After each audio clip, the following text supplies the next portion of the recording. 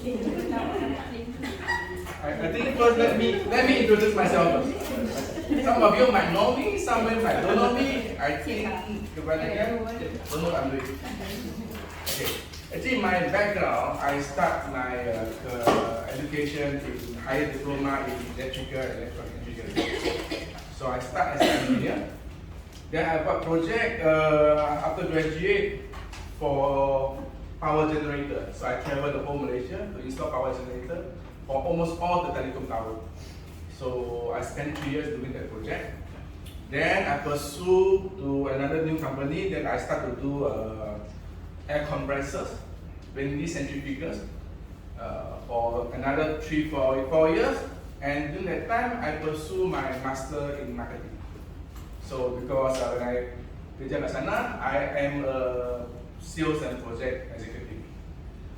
So after with the company doing for compressor, then I was at the age of 29, I was asked to join Dominic Hunter, UK filtration company as a country manager to taking care for Malaysia's business. From there, for 5 years, yeah. Lepas tu, we start merging together dengan Bos Kamal. Okay. And I think something that I'm proud to say that at my age of 50, which is 3 years ago, I present myself to sign up for a doctorate program, and I graduate this year. So, never stop your journey. Okay, never stop. And today I want to share on sustainability. Actually, it's part of a passion, not only for me but for the country, and definitely it will benefit emerging EPC, this company, our company itself. Okay. So before I go into the sharing, I think some of you might know each other very well, but I like to do this ice breaking in a very special way. Every two sit to each other. You take 2 minutes or 3 minutes to understand her name, her age, her department, and why you are here today. Then later, example, maybe you have to represent her to share who is your next member. Okay? So it's not introduce yourself. You have to introduce your partner. So I give the 5 minutes from now. Just talk to your neighbor, just pair yourself, and introduce them to the group. Okay? So we start now. Okay?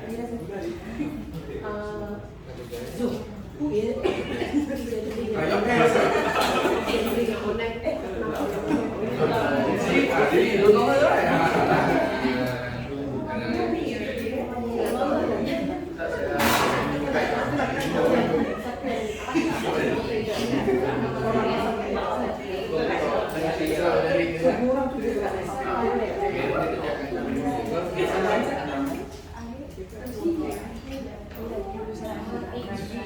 Cukup kepes, cukup kepes.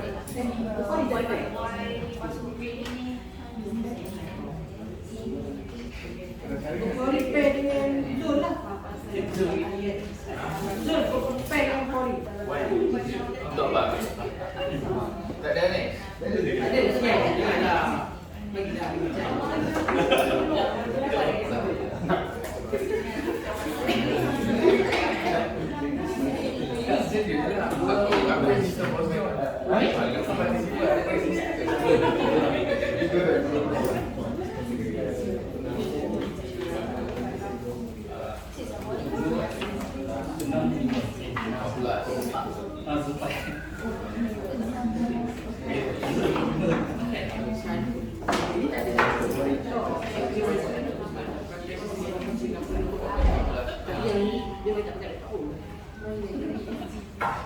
Boleh, cukup masa.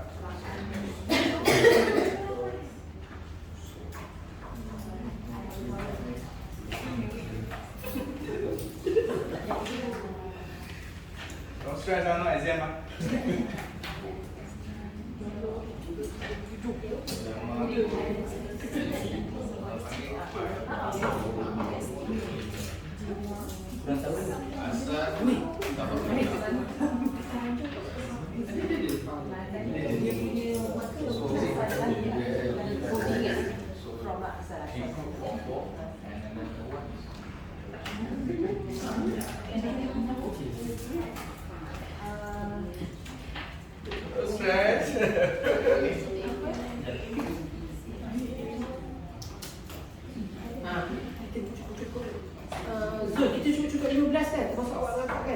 So you can form 5 group lah. Tapi ESG lah. Okay, now. 10, 9, 8,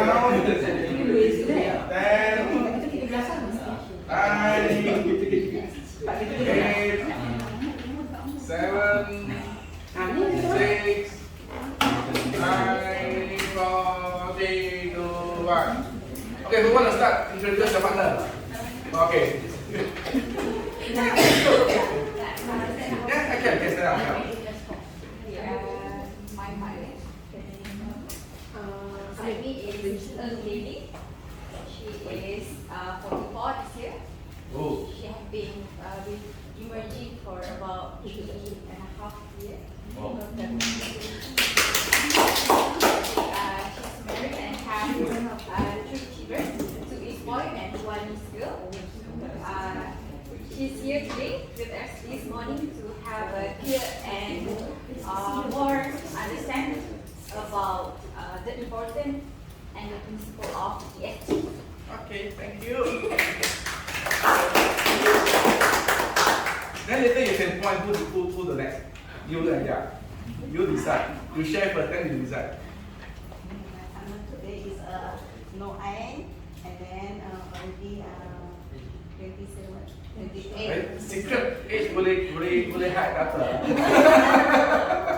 And then got the 1 child, 1 year old. We come here today is for more feel about the ESG. Okay, good. You can point. You choose your next presenter, sharer. Anyone?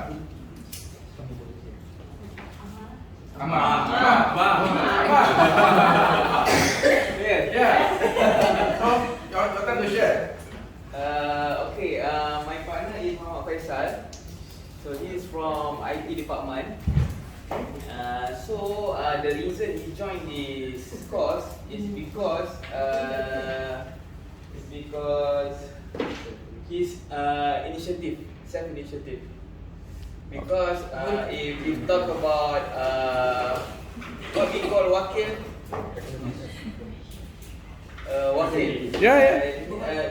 his department already have participate, but he want to join also because he said this course look interesting. Okay, Thank good. you.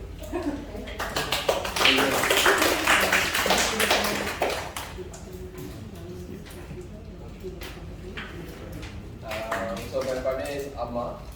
He is 35 years old. He's from the logistics department. The reason he joined, one of the wakil is department. And I think we both can agree that sustainability is an important thing for us to learn. Yeah, choose the next one to share. Choose the next one. Aziz. Okay, today my partner is Muhammad Fuad. Now he's 28 years old. He's from sales department, and he's here today with us because he wants to know more about the ESG in detail. Thank you.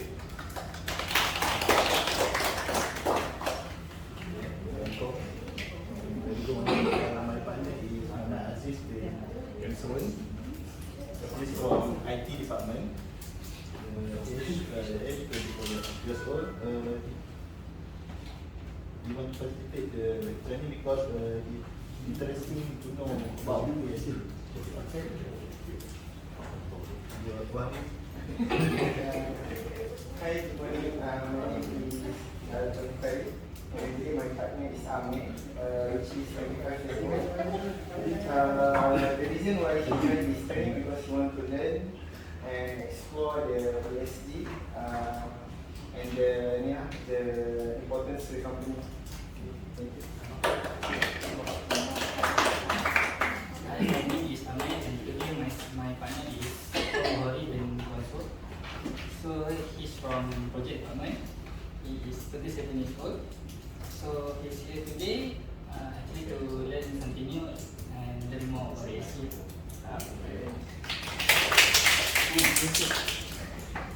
Hi,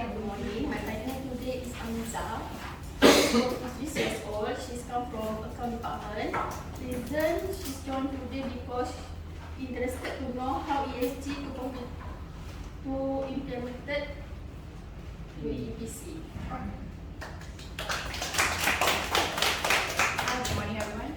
My partner is Noran. She's 29 years old. She's been serving EPC for almost 2 years. Why she's here? She's need to know better she need to know better what is ESG training all about.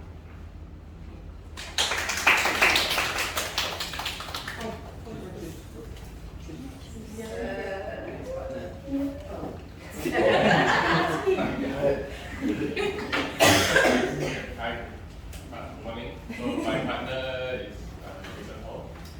Jason, introduce Jason. Yeah. So she just have a baby, a daughter. I think 2 months. Almost 2 months. Congratulations.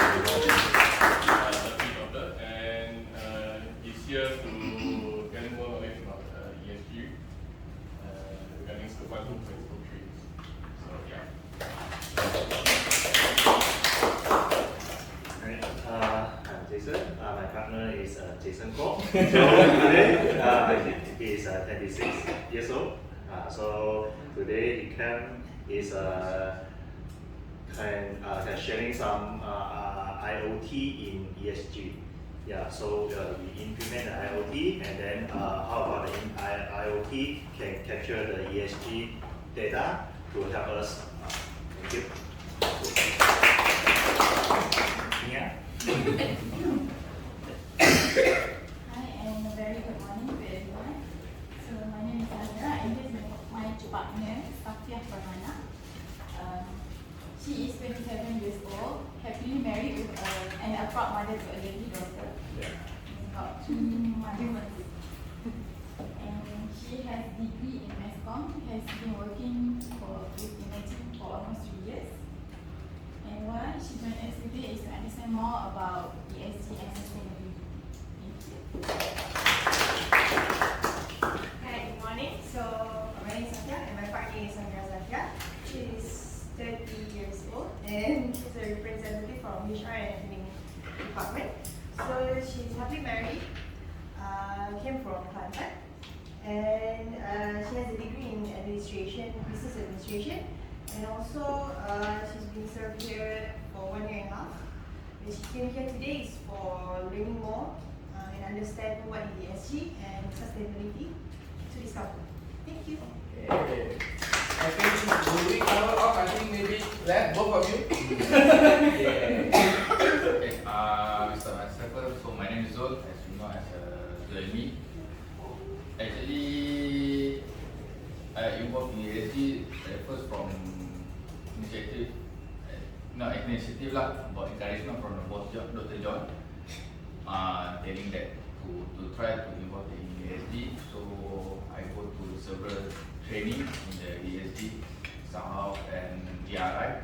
So later on you will be explained, Dr. John will be explain to you what is GRI, what is ESG, and what is the main color of this pin that you are wearing. So that multiple color, that color have symbolized the what we call is UN SDG. So later on Dr. John will explain more.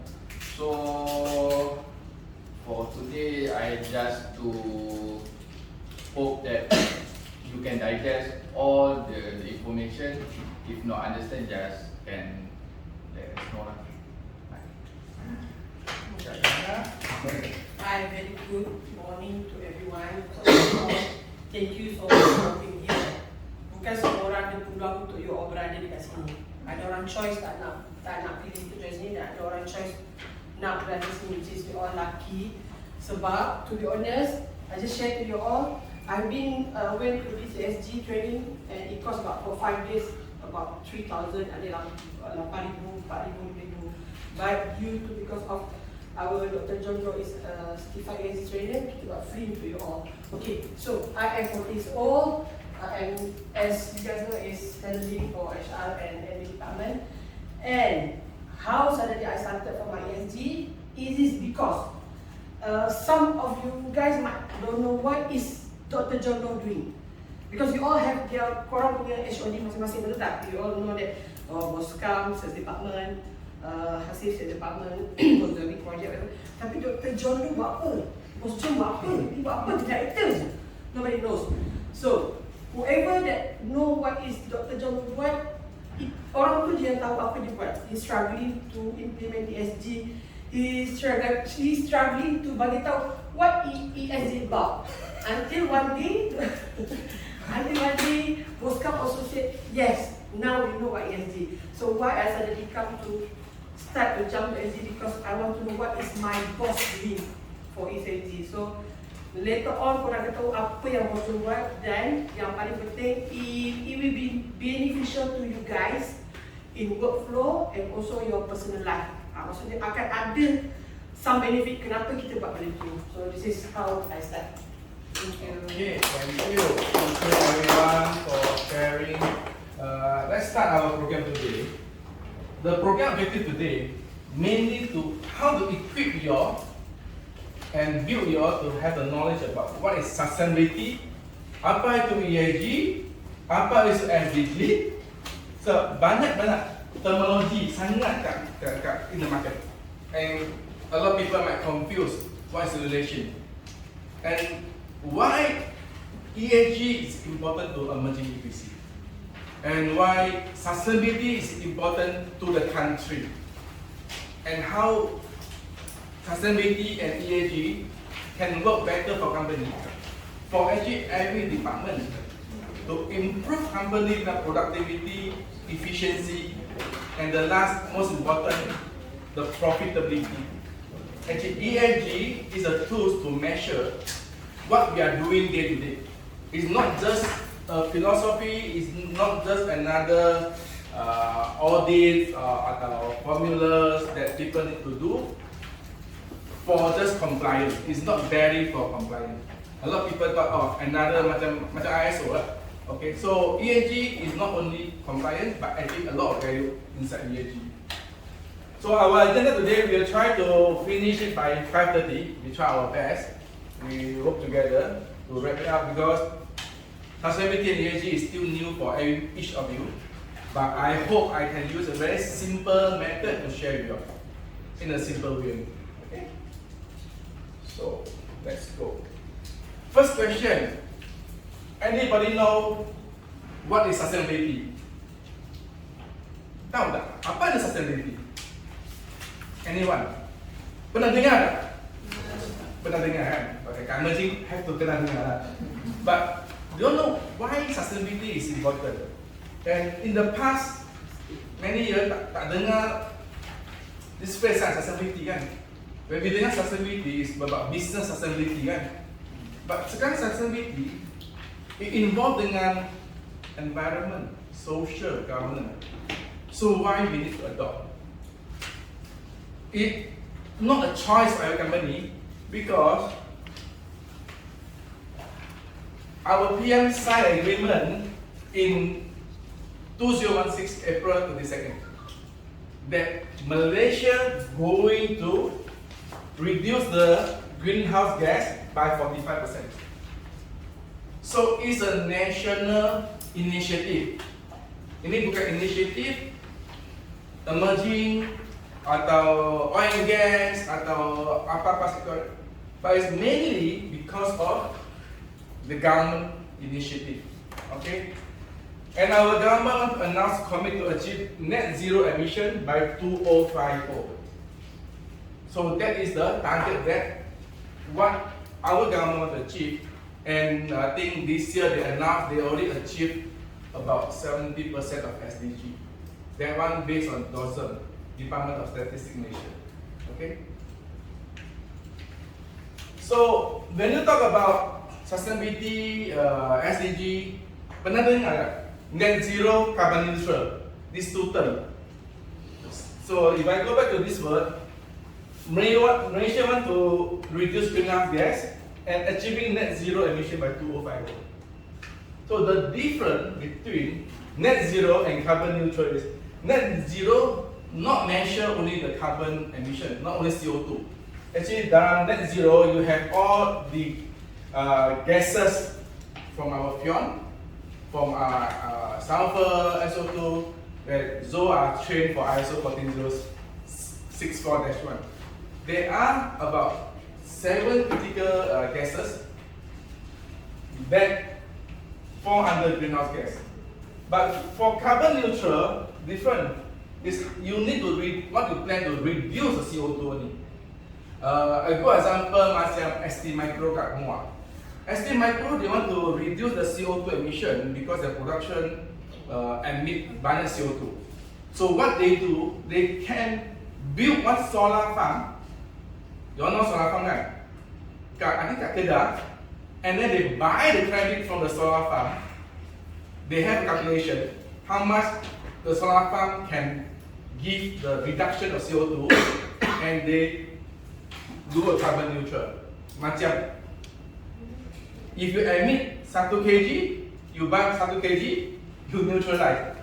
So this is carbon neutral. So I don't want to go deep into net zero and carbon neutral, but today I want to focus more on sustainability and ESG and the important for specific industry. Okay? So what is sustainability? Before we go jump into the term of sustainability, have a look on this one. Please.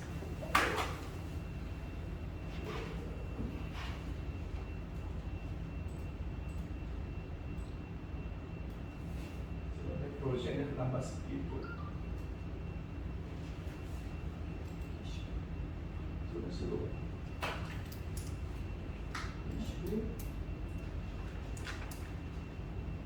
Kalau share itu team dia lambat sikit. Hang.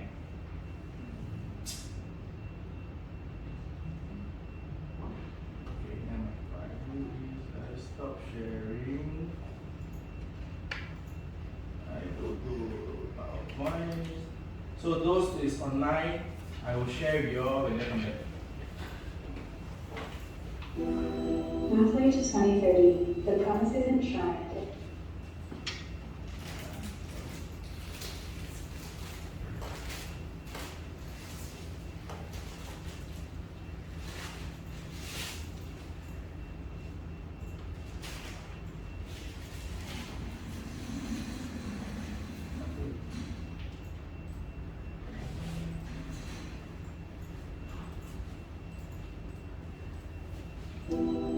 Pathway to 2030, the promises and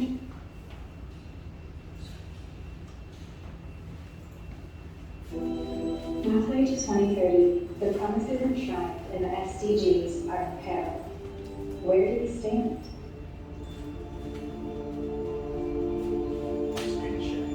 The world has entered a poly-crisis era, and SDG progress is threatened by the climate crisis, conflict, a gloomy global economic outlook, and lingering COVID-19 effects.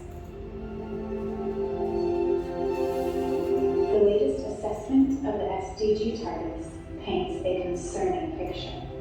15% are on track, 48% are moderately or severely off track, and 37% have stagnated or regressed. The world continues to grapple with lingering COVID-19 effects. 1 in 3 people worldwide struggle with moderate to severe food security. 25 million children missed out on routine immunizations in 2021, 6 million more than in 2019. And 4 in 5 countries studied saw learning losses.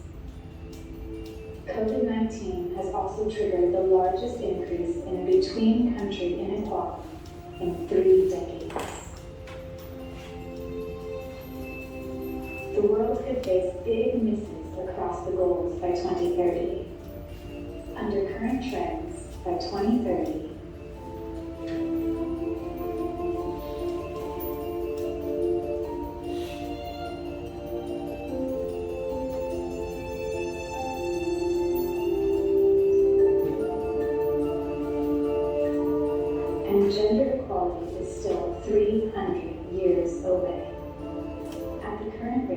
will take 300 years to end child marriage, 286 years to close gaps in legal protection and remove discriminatory laws, 140 years to achieve equal representation and leadership in the workplace. The Earth is at a tipping point, and we are standing at the brink of climate calamity.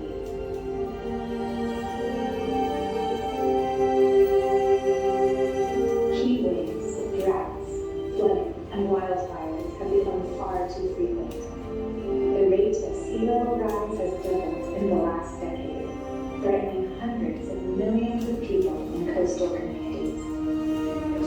We are at war with ourselves and nature. We need to safeguard our ocean and preserve biodiversity.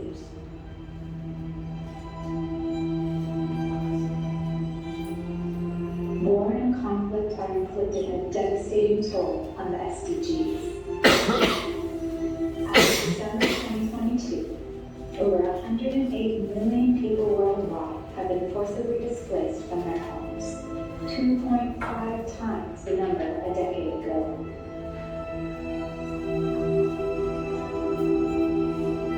Developing countries and the world's poorest and most vulnerable are bearing the brunt. As of November 2022, 37 out of 69 of the poorest countries were in debt distress or at high risk of it. Progress in some areas illustrates promising potential for further advancements. 800 million people connected to electricity between 2015 and 2021. 146 countries have already met or are on track to meet the under 5 mortality target. Effective HIV treatment has cut global AIDS-related deaths by 52% since 2010. Unleashing innovation and technologies powers progress. Medium, high, and high technology industries demonstrated robust growth. 95% of the world has mobile broadband access, and 2 in 3 people use the internet. We must make the next 7 years count. We can and must turn things around. But the clock is ticking. To deliver a rescue plan for people and planet, the Secretary General has identified 5 key areas for urgent action. 1. Commit to transformative SDG action. 2. Advance inclusive policies for equality. 3. Strengthen capacity for SDG progress. 4. Recommit financing SDGs for all. 5. Strengthen UN system for SDGs. World leaders will unite at SDG Summit to forge a rescue plan anchored by 3 transformative breakthroughs: equipping governments and institutions for sustainable and inclusive transformation, prioritizing policies and investments that have multiplier effects across the globe, securing a surge in SDG financing and an enabling global environment for developing countries. For more information, please see the Sustainable Development Goals Report 2023 Special Edition. Okay. So why our government want to sign up for the treaty? Is we see what happened now is technology advancement create a lot of impact for economic growth, but also a lot of impact for poverty. Ramai yang susah. Ramai yang memang tak dapat even go for school, don't even have food, electricity, semua. But when talk about carbon emission, actually Malaysia only emit 0.2% of the growth of the global emissions. But what can we do to support all this? Actually, not about only on the carbon or GHG emission.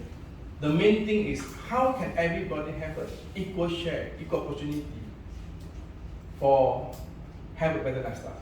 I think that's one thing in emerging, have been practiced since day one by Boscan and the rest, how can emerging bring better lifestyle to everyone in emerging? Not about making you rich, because everybody have different experience, work position, or even education and opportunity. But we believe in emerging. We can bring a better lifestyle. But the better lifestyle is not come from what we can offer. What I think important is how the community in emerging can develop and build this on their own also. So it's not one way. It definitely has to be two ways. Just like the government, if they want to go for achieve the net zero, they need the private sector, they need the academic, they need the public. So it's not one way direction to achieve the goal. So in the layman term, according to Brundtland in 1987, sustainability is the ability to exist and develop without depleting natural resources for the future. That means whatever kita buat sekarang, whatever thing yang kita enjoy sekarang, please make sure masa depan anak-anak Jason yang baru 2 bulan, Mia mengandung 7 bulan, Sophia yang baru come back after deliver. The future generation, we are looking at the future generation punya benefit. We talk about flood, we talk about temperature rise more. So we still brass aircon. But if this continue going up, imagine your next generation or your next generation. Mungkin dia tak nampak, but do you want your future generation to suffer? So sustainability goal mainly for a global perspective is make sure that we have the same planet untuk masa depan anak-anak cucu kita. I think that is a very simple tagline. But how to do that? That is what everybody have to work together to achieve it. Okay.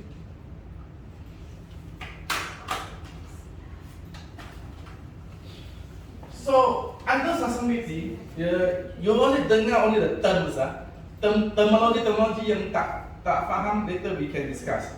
But there is a few terminology that duplicate ataupun they support each other when it comes to sustainability. So a lot of people mungkin confused until today, even the expert. Okay?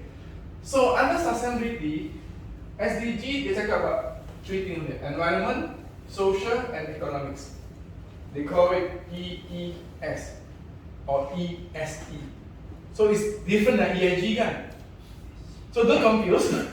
So sustainability is environment, social, and economic. When of course kita environment is our ESG sama, social as sama, economic. Those that in account and finance department, economics actually is governance, is the G in ESG. So for them, for emerging to compliance to all the tax, the regulations, you need to have very strong governance and economic. And if a company economics tak sustain, example, not compliance, even not compliance to make profit, how to support the social? The social bukan orang luar. The social, we are all the social in emerging. So we need economy to support our internal, and of course from here we can do into the environment. So all is interlinked. That's why the sustainability development yang jatuh kat sini, kat tengah. All is interlinked. Okay?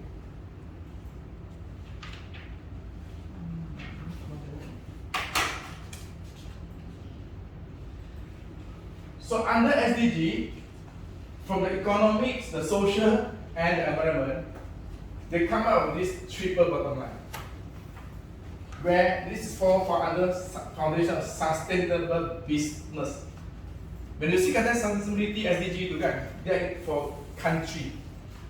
But under sustainable business, they split the social, element, economic into people, planet, and profit. Now we can see a little bit relationship why company need to adopt. Okay? So you need to treat your own staff, you need to treat your people well. The people here bukan saja internal staff. When we train under people, it's talking about every stakeholder. When we say stakeholder, it's from internal and to external. External inclusive your supplier, your customer, even people surrounding kita. Experience kan, kita nak jalan generator kena komplain.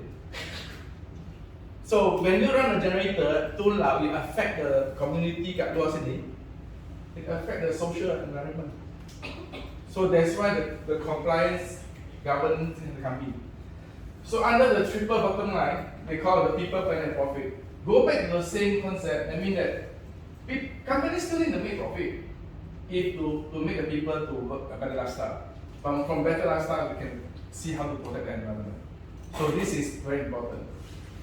So this is why sustainability and triple bottom line, actually they are interchangeable and correlated. So under the 3P, we look at planet, environment, sustainability. So we need to have a good environment for business strategy. Example, we need to have a good environment, working environment kat sini. Do we have enough lighting? Temperature, is it okay? Do we have fresh air emerging? So all these things have to consider if you want to have a good environment. Profit, definitely. If companies don't make profit, how can keep surviving and scale the business? How the business can sustain? So SDG bukan saja untuk environment, improve the temperature semua, but actually it's very related to our day-to-day life. So it's very important for you to understand why this is related to emerging. Okay. We'll do a few case study later. And of course people, human right, respect the employee, offer fair working condition, promote the well-being, contribute to improvement. That's why in emerging we very focus on internal social, where we want to try to upskill you, reskill you. As I say, I always want to use this word, how to improve your lifestyle. How to improve your lifestyle is important. So everybody have in mind what I want to achieve in life. What is the lifestyle I want to achieve? So if you have something in mind that you think you want to achieve for yourself, how can you put yourself to achieve the lifestyle by working energy? It can be worked out. It has to be realistic. It has to be reasonable. And today, I said that I want to fly private jet. It's not realistic. That is my dream. But if I want to have a better lifestyle, I mean I want to have a comfortable working environment. I can have some good food whenever I want. So we're talking about lifestyle. Everybody have different preference yang kita nak achieve in life. Okay? And the more important things, if you want to achieve, is what are the lifestyles you want your next generation to have. Always put this one in mind. Okay, not only on the environment, but what are the education that you can help your next generation? What are the life you can give to the next generation? So that is something that I think we really can work together in energy. So under the sustainability, they come up with UN, United Nations Sustainability Development Goal, a set of 17 yang kita pakai ini, 17 kali. Anybody know what is SDG? Anybody know any number of the sustainability goal? From 1 to 17? And jangan cuti tengok. Answer. Anybody know that? Okay, good example. You go to Sunway Pyramid kan? Ada kan Sunway? Selalu nampak ada ini logo ni kat Sunway. Ada perasan tak? Ada kan? Tak ada? You go Sunway, you can see a lot on the wall, a lot of this SDG goal. So even SDG, dia ada 17 dia punya goal setting. Okay. 1 to 17. From no poverty, zero hunger. If you look, kebanyakan dia related to social. Yang important, sini SDG 17. Partnership for the goal. Partnership for the goal not limited to economy, but it is inclusive everything. In emerging, I very focus on 489. Quality education, where your upskill, reskills, your knowledge is important. Whatever you study in school, trust me, it might not 100% can be adopted, can apply in the working life. But when you start to work, you should think what are the knowledge that you need to improve, upskill and reskill yourself that can give a better productivity, better efficiency of your work. Then you have more time to do what you like. Barang-barang you suka. That is where the lifestyle can be achieved. Hey, decent work and economic growth. Again, this is focused on lifestyle. That means that we want you all to work at a good space and you have a better economic growth for yourself. And of course, your future generation. And number 9, I always very focus is industry, innovation, and infrastructure. That's why emerging always try to be the pioneer, try to deliver something new to achieve the goal of as a success company. And of course, when people talk about more poverty, zero hunger, good health, kebanyakan this one is a national goal. But for company goal, of course, talk about gender equality, clean water, all those. Even affordable and clean energy, we are still working on our solar system.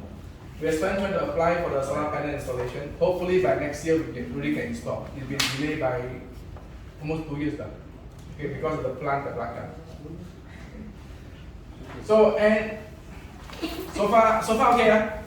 Tak complicated sangat lah? Okay. So to make people more understand apa ini SDG 17.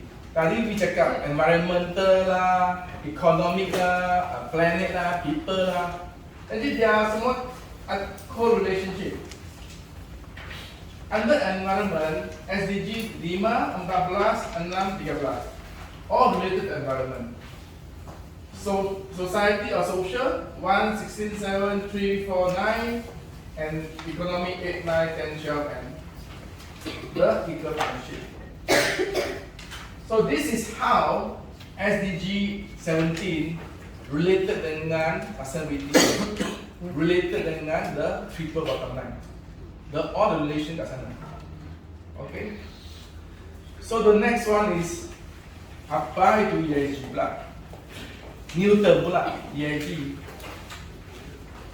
So a lot of company or trainer or in the market that they share sustainability lah, SDG lah, ESG lah. Quite confusing too. But ESG, based on our analysis, is a matrix, is a tool to measure what is E in a company, what is the S factor in the company, and what is the G factor in the company. When kita look at sustainability and SDG, macam too broad sangat. But all this is macam statement. But how we measure? We need to have certain measurement tool, framework, atau standard to show and compare what we do on E, what we do on S, and what we do on the governance. So we are turning sustainability into a measurable growth for your company. How we improve. So ESG represents a set of metric that elevation non-financial data, focus on E, S, and G, practices as assess in sustainability and ethical impact for the company. We need measurement tools. That's very important. So go by the 3P, the people, planet, and profit. Actually, this year they add another P, peace.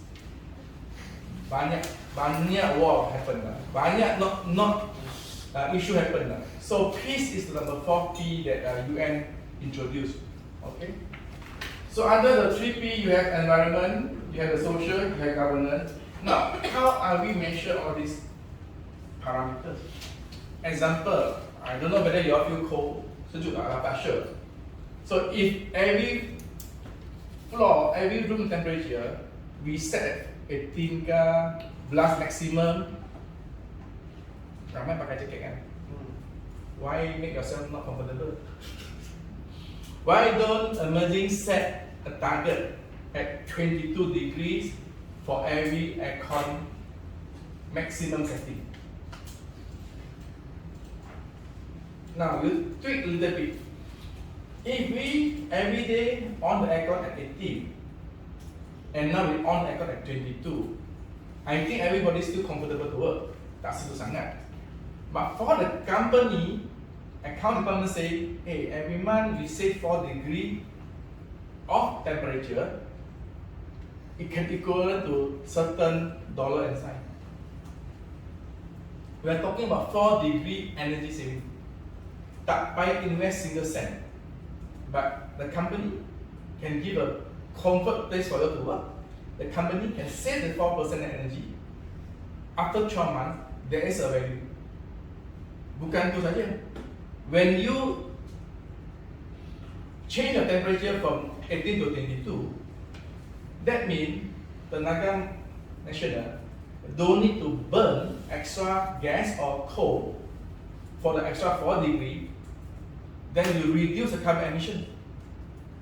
See, all this is related, and it's as simple as that. If every company in Malaysia just change the temperature of the aircon in the office, the whole nation can achieve a lot.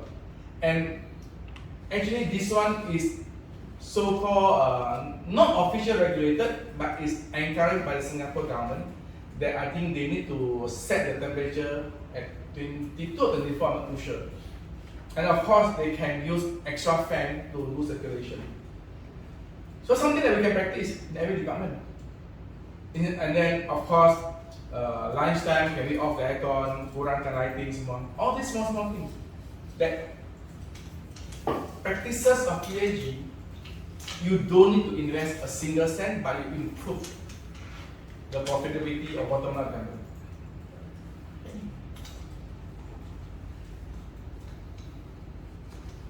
So that's how ESG, we call it the triple bottom line, tadi yang 3P, and the SDG, they are all interrelated and is aligned. They are not separated. Only one is the blueprint. The sustainability SDG 70 is a blueprint. You might not have achieved a little bit already. Okay. Triple bottom line is the foundation that you need to achieve a sustainable business. But to achieve a sustainable business, you need a structure and tool to measure. So that's where the E, S, and G government. A good example on governance. If the company don't pay tax, if the company bribe, what happened to the company? It can tangkap. So if the company can tangkap, the company will kena penalty. The company mungkin tak boleh buat business for a while, and they affect the profit. When they affect the profit, mungkin semua gaji tersangkut kot, I'm not sure. Or the company, a good example yang yours tahu company ini serba dynamic. Tahu tak serba dynamic? So serba dynamic because of governance compliance failed to comply. The whole company, $1 billion company, supposed to be the model company for Malaysia, is totally closed down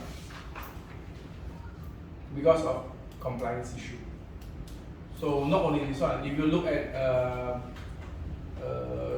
2-3 years back, Top Glove, compliance on human rights, also kena huge penalty. Sandami plantation on human rights. I'm not sure how many people wear Adidas apparel atau sport shoes. Adidas kena sue sekarang because they say they practice green, they practice good human rights, but actually they unable to prove. So bila unable to prove, they consider this macam greenwashing. That means you tipu green. So they have kena penalized.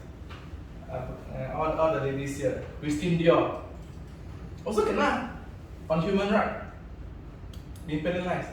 Armani, all these big brands impact huge on human rights. And for Petronas, our main stakeholder, our key customer, human rights is the first priority they are looking at for every OGSE company. Environment important, but human rights is the most critical. So that's the reason why emerging also adopt into these ESG practices. I like to share, hopefully I can play and you can run.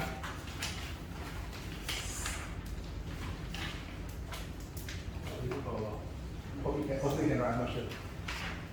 I think 2 years ago, emerging started to adopt in the IoT. They said want to try, I don't know, cannot run the video. You just play? Okay. I played it, but not okay. I just share here. So in emerging, 2 years ago in Oga, we already introduced this IoT system, where we call this one ears, telinga. Actually, this term or this acronym ears, telinga, is from our founder, Amaro Johan. Okay. Some of you might have seen this video before, some might not. Have a look, and maybe you can share to me what this can achieve for emerging to measure E, S, or G.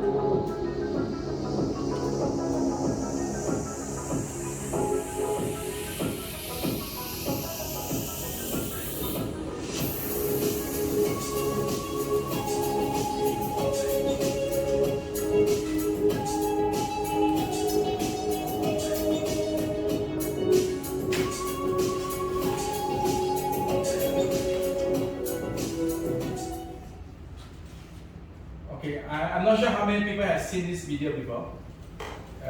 This video has been with emerging for more than 1 year. Oh, I know already. Should press the play button on the next slide. It's not click on that one. Okay.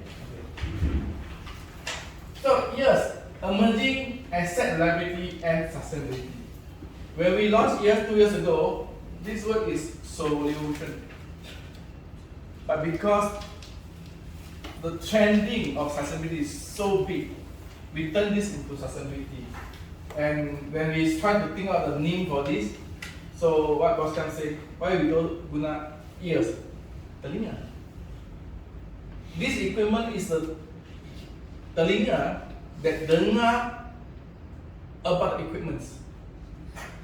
So simple plug and play, and maybe you can install. Okay, I give you the example of how this thing works.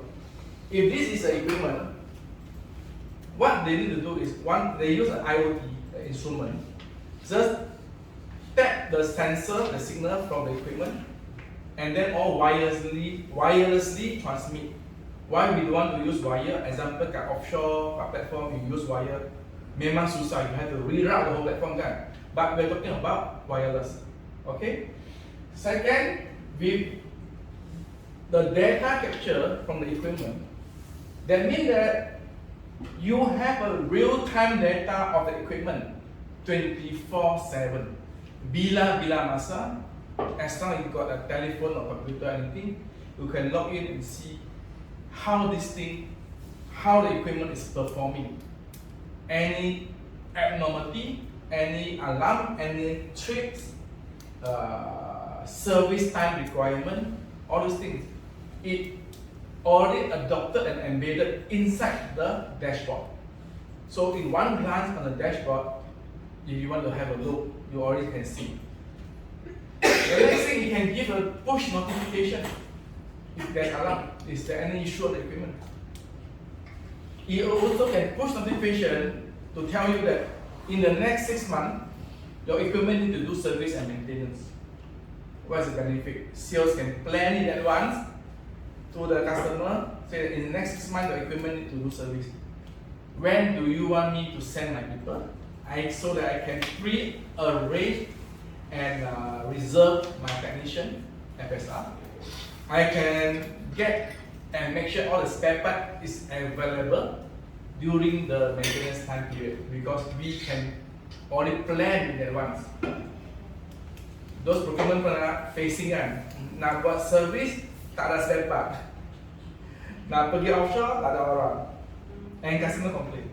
But if we can install this to the customer place, we can solve a lot of problem on customer. Okay. So, what is this related to ESG? Anybody got any idea? Exclude the 3 guys behind. They are playing this day to day. I have shared something with them. But later I want them to tell me also what is the benefit of using. Sorry, anybody? As electrical, the background. And I'm the electrical. oh, okay. So anyone got any idea? What this is related to ESG? Boleh? Tak boleh? It's okay, don't worry. Any 3 of you, anyone, can you share something? What do you do and what you say? Let's say E, let's put at the E on the environment. How this can help the environment? When emerging adopt this and try to market this next year officially and do a proof of concept next year. Because we can track which, for example, our compressor, we can detect if it's efficient enough. Contohnya, it uses a lot of power, but it's no longer producing enough output. So macam kita kena target, sebab basically the more it runs, it's just tak profitable lah. It's bad for environment lah. A lot of wastes. Okay. How about on the social part? Anybody can think about social part? When we say social, we look at our own engineers, technicians. Can relate that? Manpower. Okay, manpower.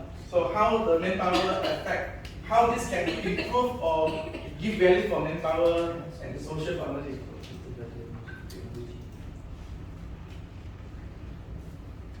Definitely is manpower, yes. Okay, prepare in advance. Okay, so they don't have challenges and surprises when they doing the service maintenance offshore. I think what's more important when people talk about offshore service, or I give a question. To go to offshore, what do you need to equip or ready yourself? Skill, and then if I have skill, can I go to offshore? Knowledge, okay. With these two, can I go to offshore? No. What is the most important to go to offshore? Passport. License. Why you need to have OSEC? Why you need to train, prepare yourself before the offshore? Requirement. Why the requirement is important? For safety. Safety. Just imagine, platform always is not safe. It might happen, hazard might happen. If we can replace by using IoT, real-time monitoring equipment, instead of we send our people, and I always like to use the word non-productive technician, go to the compressor at site and take the data, the running hour, the temperature, the pressures, the flow, and then come back, what's the report, and then submit to Petronas. Yes, emerging what we can earn, the daily trade. But do you look at the behind, the safety of our team, travel from house or office to maybe any other port before they go to the offshore. The risk. So Petronas got 300 over platform. What is the risk factor if they're talking about human rights? Why don't they help? Governance. Anybody can tell on the governance side?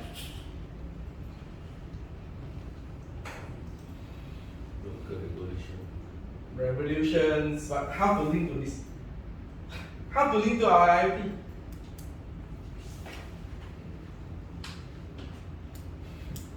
So by the way, sometimes you don't catch what you do is so important, right? It's very important. Again, when governance, we talk about regulation, we talk about policy. If there is certain abnormalities, certain hazards, certain thing that happen on the equipment, people sometimes might be able to hide. People might not report, I don't know. Possible. Because they want to protect their job, they protect their role. So, if the equipment got minor issue, people might think that's not important. Due for service, tak apalah, we drag. And because of this, if the equipment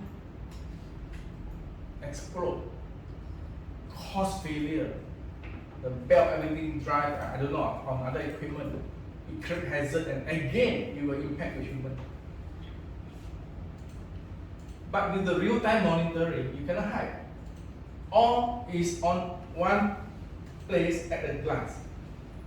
So,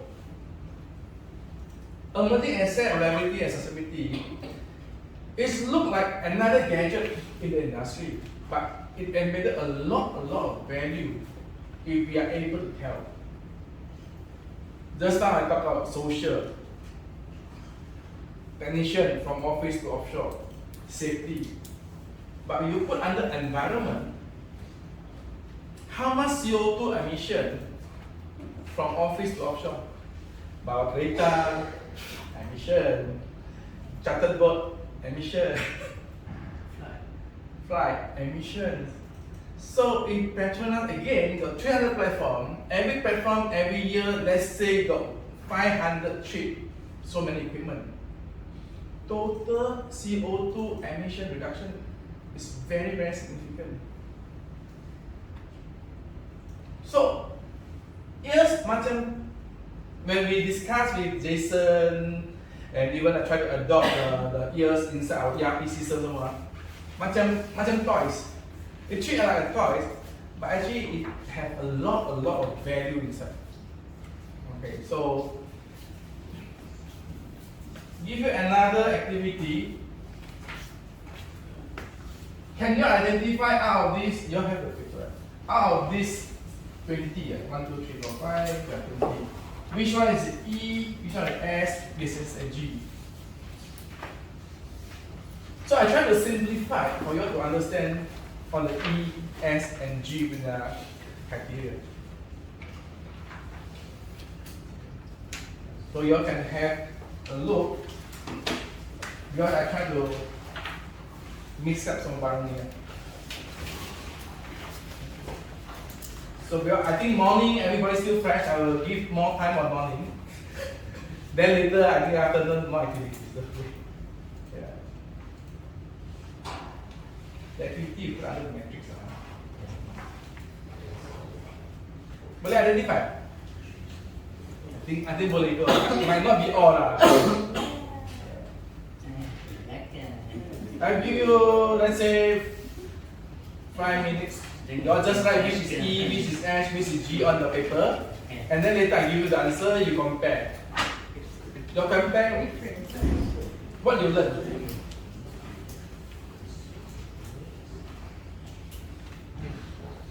No exam mark, don't worry. Christmas is coming. Okay, kalau environmental ni E, related dengan environment. So everything related dengan environment semua kena ada E. Kalau S, social, because staff, your business. Social ni dengan orang kan? Related dengan that lah. And then governance ni more to government punya regulation lah, compliance dengan government. Policy, handbook.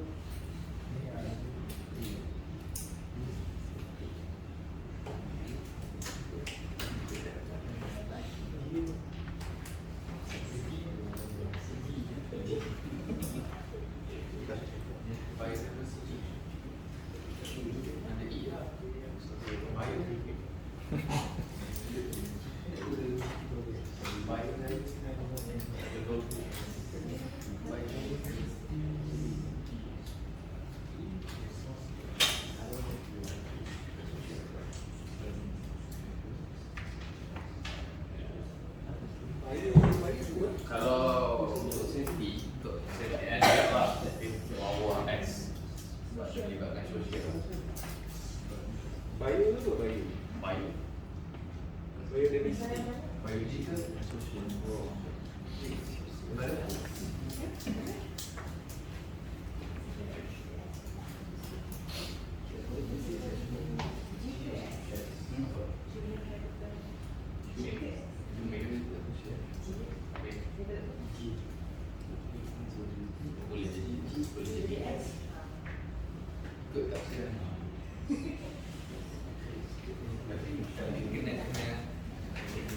Kalau G dia wajib. Wajib macam polisi lah, Jaga rumah. Tidak boleh tidak. Tidak boleh tidak. Governance macam anti-bribery lah, tax lah, yang compliant, rule and regulation. Memang rule and regulation fall under governance. Yeah. Ini confirm ni ke?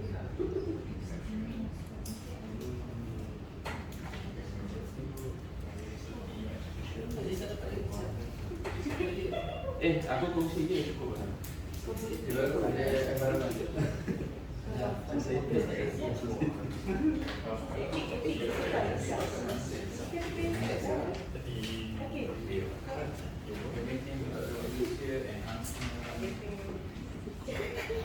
Okay, I show you the answer. But before I want to show you, what I want to ask, risk management under what?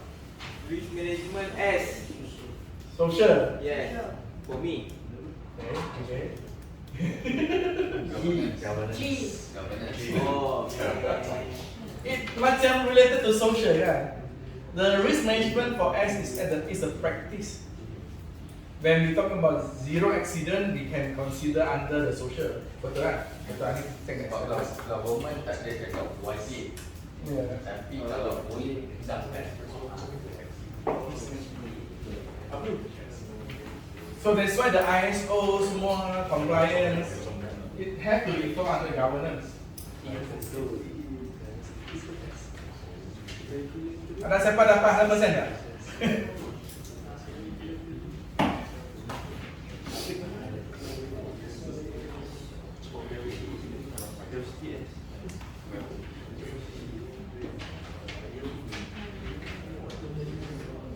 Pas, clear.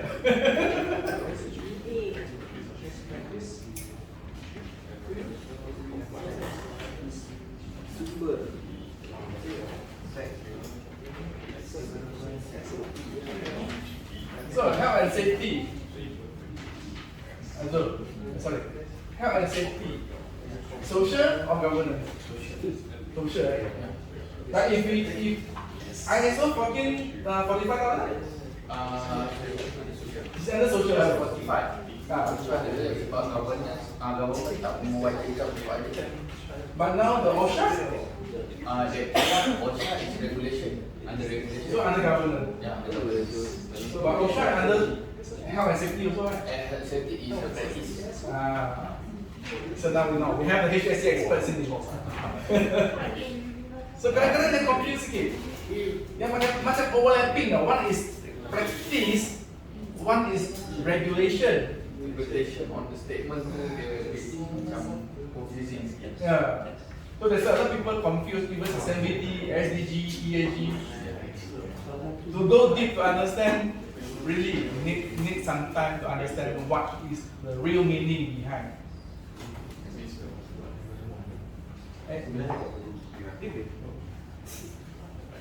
Okay.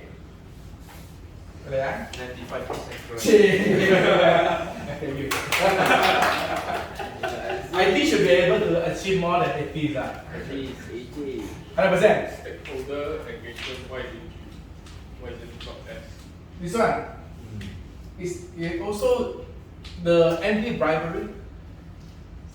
Anti-bribery is cyber security, PDPA, Personal Data Protection Act. This is where you protect your stakeholder. Cik pandai. Nasib baik boleh jawab. Betul. I think that the worst of stakeholder engagement is not to for me lah under social sebab dia punya engagement. So kalau macam untuk governance tu stakeholder macam bosan cakap lah macam implementation or activity that one. So it's very confusing. It's macam overlap. Dia punya kadang-kadang statement tu interpretation tu kena detail sikit. So kadang-kadang jaga keliru lah. Okay. Tapi ESG is more right and wrong. It's not be positive. Yeah, it is a practice. Okay. So stakeholder value, stakeholder, the owner, the society, the creditor, the finance institute is the stakeholder also. Supplier, government, customer, manager, employees. All this is considered stakeholder. It's like stakeholder is everyone. Semua orang is stakeholder. Even your wife, your husband, your children is stakeholder because if you are unable to make a living, you affect them also. So this is all interrelated.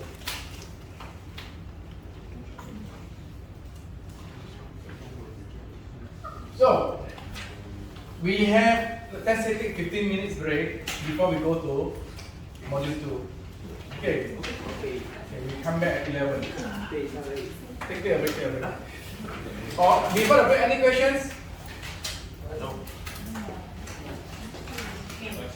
Okay, so far so good, huh?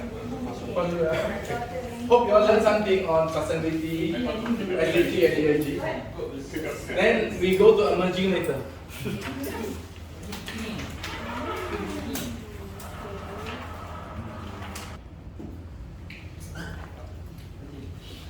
Okay, now let's go to module 2, ESG in emerging EPC business strategy. Okay. So I don't want to go in depth about ESG on theory, but with ESG practices for emerging. So to practice ESG in emerging, we need to do alignment with global trends. What are the global trends on ESG practices? I make the term simple. ESG practices. How we practice ESG in emerging align with global trend. How we incorporation ESG into daily operation. Example, just now I give a scenario, aircon, daily operation. And of course, we can try to do a team alignment. Maybe we choose 1 or 2 assignments. How can we improve it? Even like account finance, or I have make sure that I got good code of compliance. And dulu, before we embark into this practice, emerging say we don't give right, we practice anti-bribery. But in our handbook, we don't have anti-bribery policy. So we don't even have a policy, we don't even have a manual on anti-bribery. So we only say we practice, but how to quantify, how to prove when people come and audit, say you don't practice. What is your criteria? So because that one, then we start to develop based on ISO 37001, 27001 on anti-bribery. We come up with about maybe 8 to 10 page simple policies. But again, when we come up with this policy, I think we also didn't share with everyone for you all to have a read and then agree on it. So So in 2025, definitely a lot of policy we will implement in emerging, because we want to be the pioneer for practice. Anyone know that emerging actually been awarded in 2023 as a first SME, small and medium enterprise, for ESG reporting disclosure.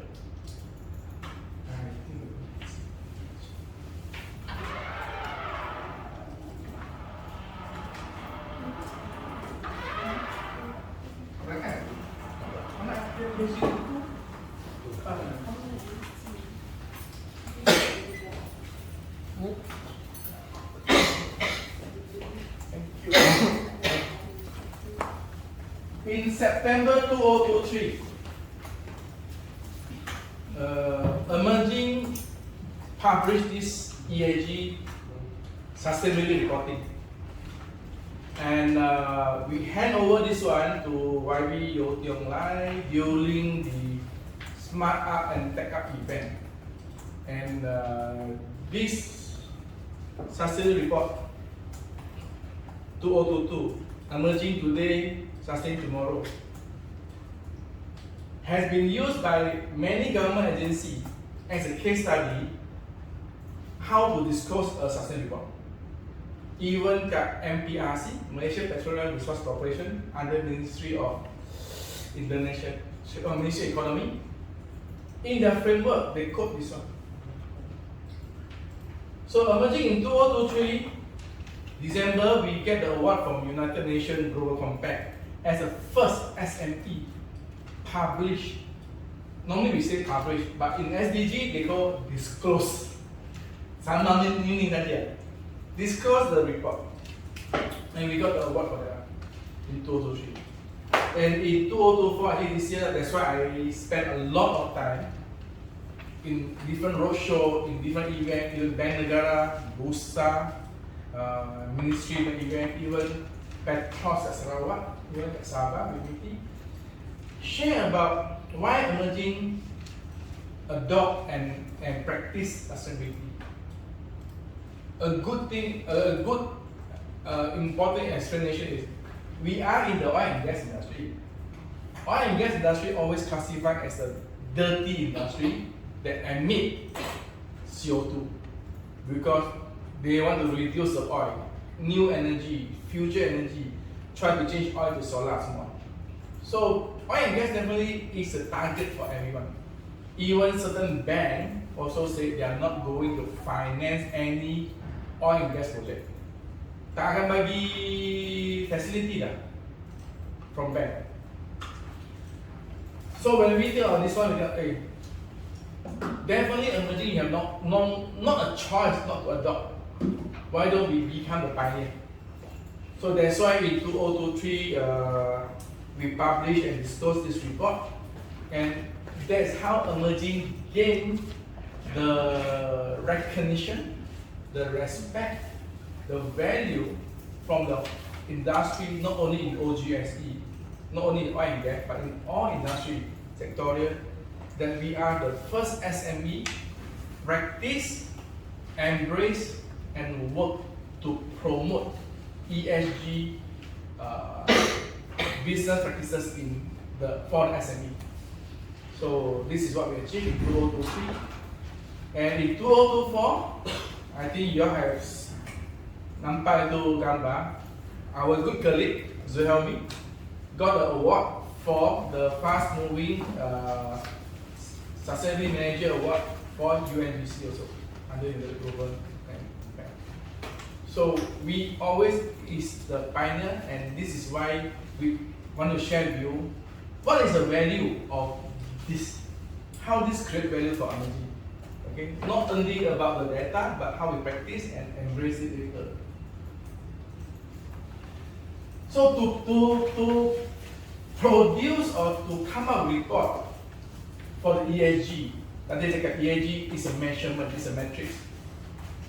Definitely we need to align with global trend, because any report that we use, make sure that the report compliant boleh diguna di luar Malaysia.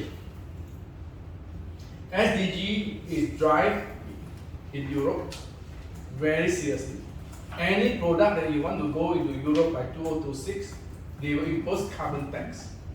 So that will be more detailed. They call CBAM, CBAM, cross-border adjustment mechanism.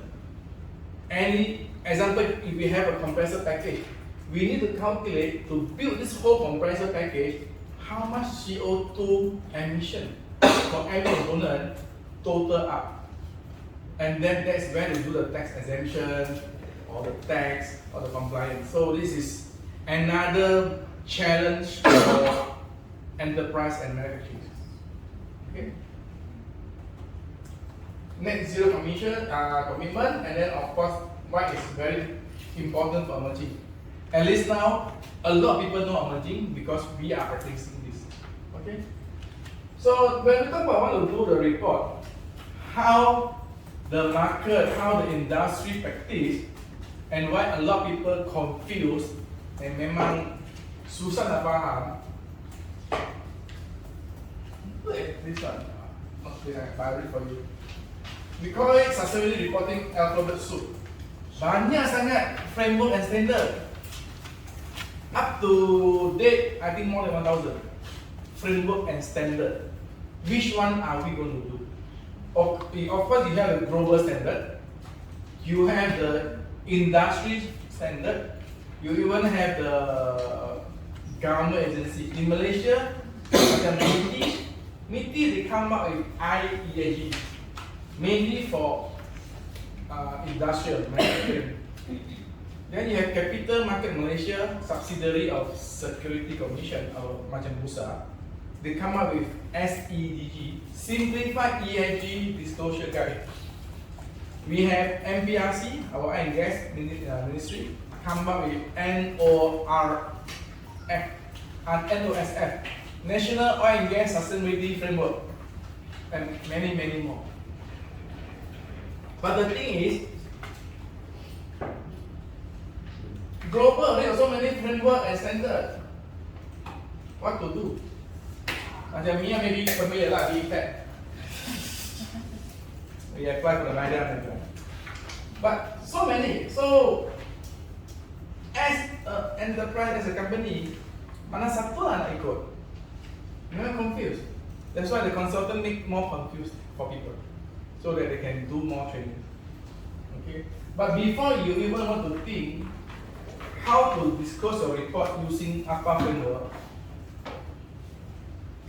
you have to look into this common one.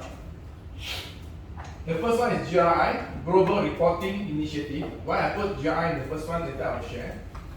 SASB, Sustainability Accounting Standard Board, mainly from Europe. United Nations Sustainable Development Goal, this is SDG 17. Task Force on Climate Related Financial Disclosure, I think at Bursa they ask for TCFD. Climate disclosure, ISSB, science-based, UNGC 10 principle. This one, UNGC 10 principle practiced by Petronas. So they use 10 principle instead of framework or standard. Petronas use this. Then they got the latest one, IFRS 1 and 2. Okay. So this is on the international side that more people practice. But for emerging, if we want to do this, we want to spend time to do reports, get everybody involved to get all the data. We want to make sure that our report meeting certain standard that we can really use local and global. No point I buat satu framework or guna framework yang tak boleh export guna. Example, if I follow MITI IESG framework, I cannot use the report go to Singapore. Because Singapore don't recognize IESG. It's not a global standard. Okay. So what happened is, KPMG do an assessment. Okay, they're a big four for a company from us. Okay. Globally, for all the listed company, almost more than 75% using GRI, Global Reporting Initiative. They also practice their local Bursa or stock exchange their framework.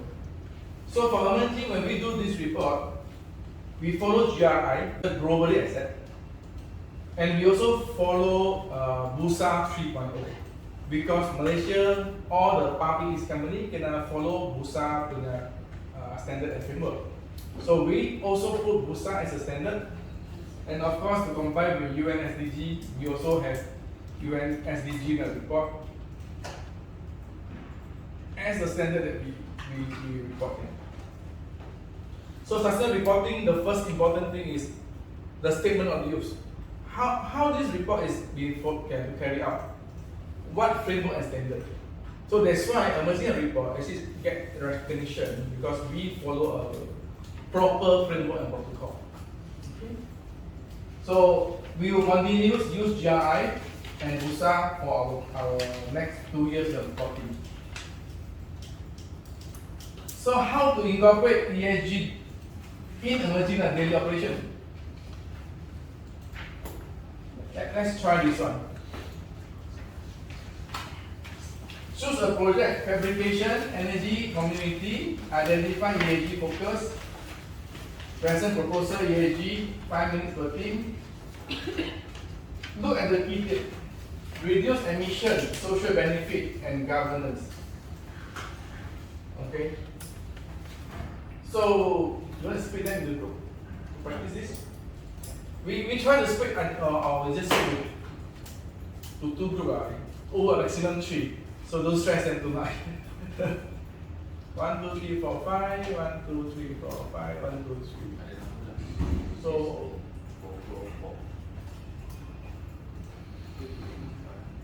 you want the 5, 5, 6 or 4, 4, 4? Berapa? 14. So 5, 5, 4, 3 teams. Can we split into 3 teams? Think of, maybe you choose your department, you decide. Your department, actually, what can your department develop on maybe 1 or 2 of the element of E, S or G? Is it good enough for Zoe? So how you split? 1, 2, 3, 4, 5 sini? This one you can become 1 row lah. Sebab ikut 5. Yeah, so yeah, this one 4 and 4. 4 and 4. Or you want to combine into 2 group only? Your choice. Mana? 2 group. Okay, 2 group. Okay, 2 group lah. So 1, 2, 3, 4, 5. 1, 2, 3, 4, 5, 6, 7, 8. Okay, tambah dengan 1, 2, 3, 4, 5, 6. 1, 2, 3, 4, 5, 6, 7. Kat sini. Kat sini. You sana? You see.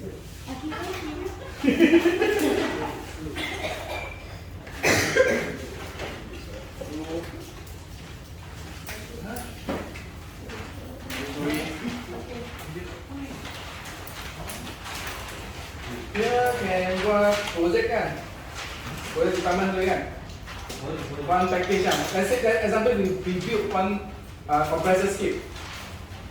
What are the elements on E, S or G dalam compressor skip that you can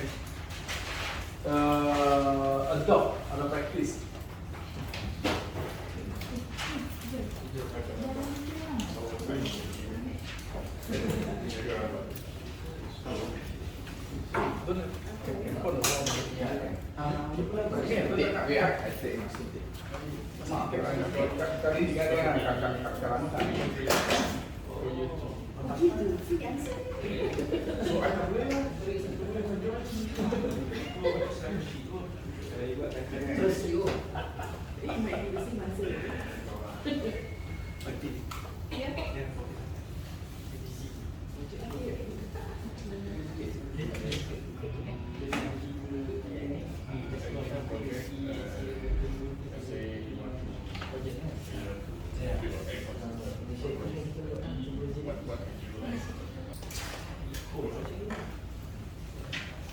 So let's start on module 4. Module 4 mainly is just recap what we learned today.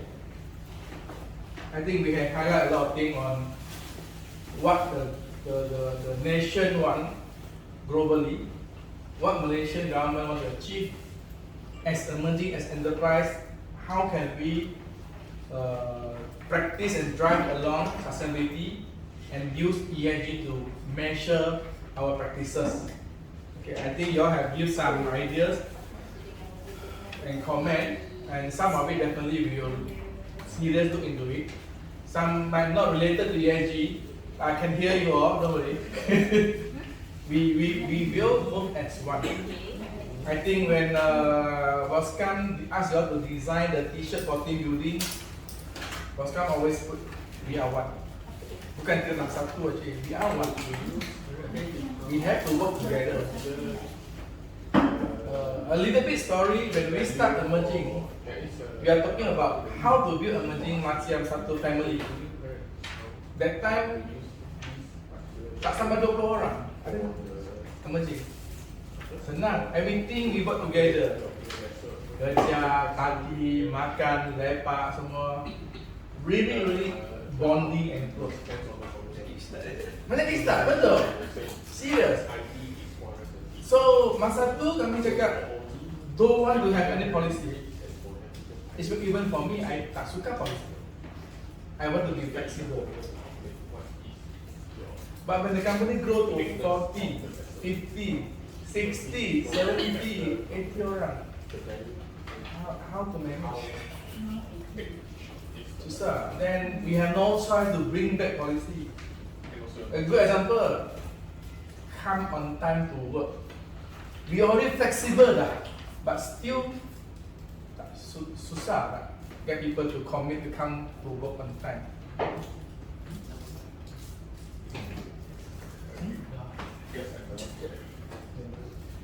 Yeah, I mean those that know me, when I datang office, I tak turun kereta, I duduk sana tengok aja. I will sit down and see how people walk in and walk out. And those that tak tengok kereta nampak mata dia masuk after that sampai tanda tidur. Kadang-kadang when people turn around sampai tercepat. But should we play macam kucing dan tikus tak? Atau it's supposed to be self-discipline? I think we are all adult, right? We want to respect everybody, but hope everybody respect the company policy. That if we all agree at night, because actually we let people to choose what time you want to start work. So end up actually say 9 AM. Is it 9 AM too late, too early? Any feedback? Depends on person. Yeah, but we cannot because of certain people, right? So why don't in January you do a survey, let them choose again, want to start 8, 8:30 or 9. But still practice the 8 hours timing. Because sometimes it's good if you can start 8 and then go back at 4, so you avoid the traffic. Come avoid traffic, go back avoid traffic. Some people ask me, then what happened? There is inquiry 4:30 tomorrow. Let's say if I say we work until 6 o'clock, inquiry can come in 6:30 pun tomorrow. Practice it. Unless the head department say, no, the team cannot work at this hour with a genuine, reasonable reason. I think we have to respect your head of department. But we can do another survey, internal customer survey. We want to hear your feedback also. Okay. Try to do one thing, internal survey together with HR team. With the condition. Mandatory for daily 8 hours at the income thing. If you, for example, you come at 9, that's go at 6, yeah? Then datang lambat 11. So, balik is So don't worry, they come 9:30, they go back 5:30 juga. For example, I agree. I know what you refer. But this is what we see now. If we try to make everybody to the word tadi nampak kan, inclusivity kan. We will include your feedback and we make collective decisions. Okay. So we do a survey. I will encourage everyone to submit the survey, but I want all the survey under anonymous. You all can write anything.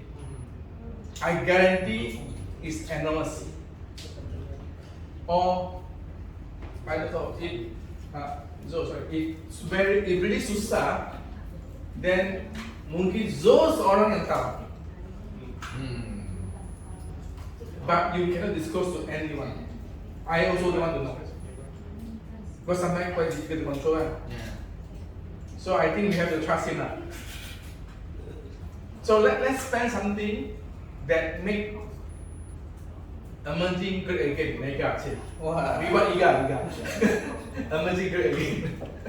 Okay. So yeah, that's what I was sharing. So let's move on module 4, performance monitoring.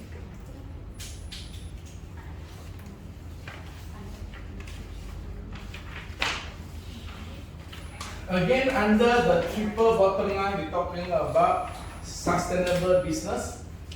So emerging, we're looking at driving sustainable growth. Those that with emerging long enough, or even not long enough, emerging have growth since day one for the last 15 years. Emerging also never fail to make profit over the last 15 years. Okay. This is not possible to achieve if we don't have teamwork. If you ask me, can our bottom line improve? Much better. There are a lot of room to improve. The finance people always can see the number, a lot of leakage on not performing, on the mistake that we have. But definitely we can improve. We just need everybody commitment to achieve and continue to achieve sustainable growth.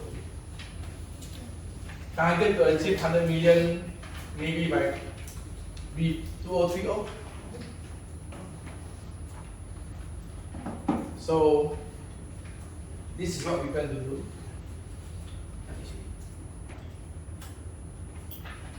Practical ESG step for SMEs. Just recap only. Reduce energy consumption with efficient lighting. Change to LED. Example for this room, should we need to have this spotlight to on, or we don't need? Yeah.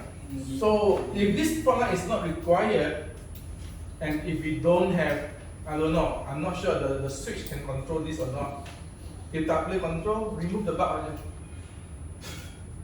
Can solve the problem. If we don't need to rewire, remove the bulb, then we can save some energy, which is not required. And this one actually create hot to you. High temperature spotlight. Okay. Track progress. Use simple tool to measure and measure waste. So what we do, of course, every year now we still take out the P&B receipt to calculate how much energy we consume. We still collect the petrol claim from every staff to calculate how many petrol they pump every year. That's how we calculate our scope 1 and scope 2, some of scope 3.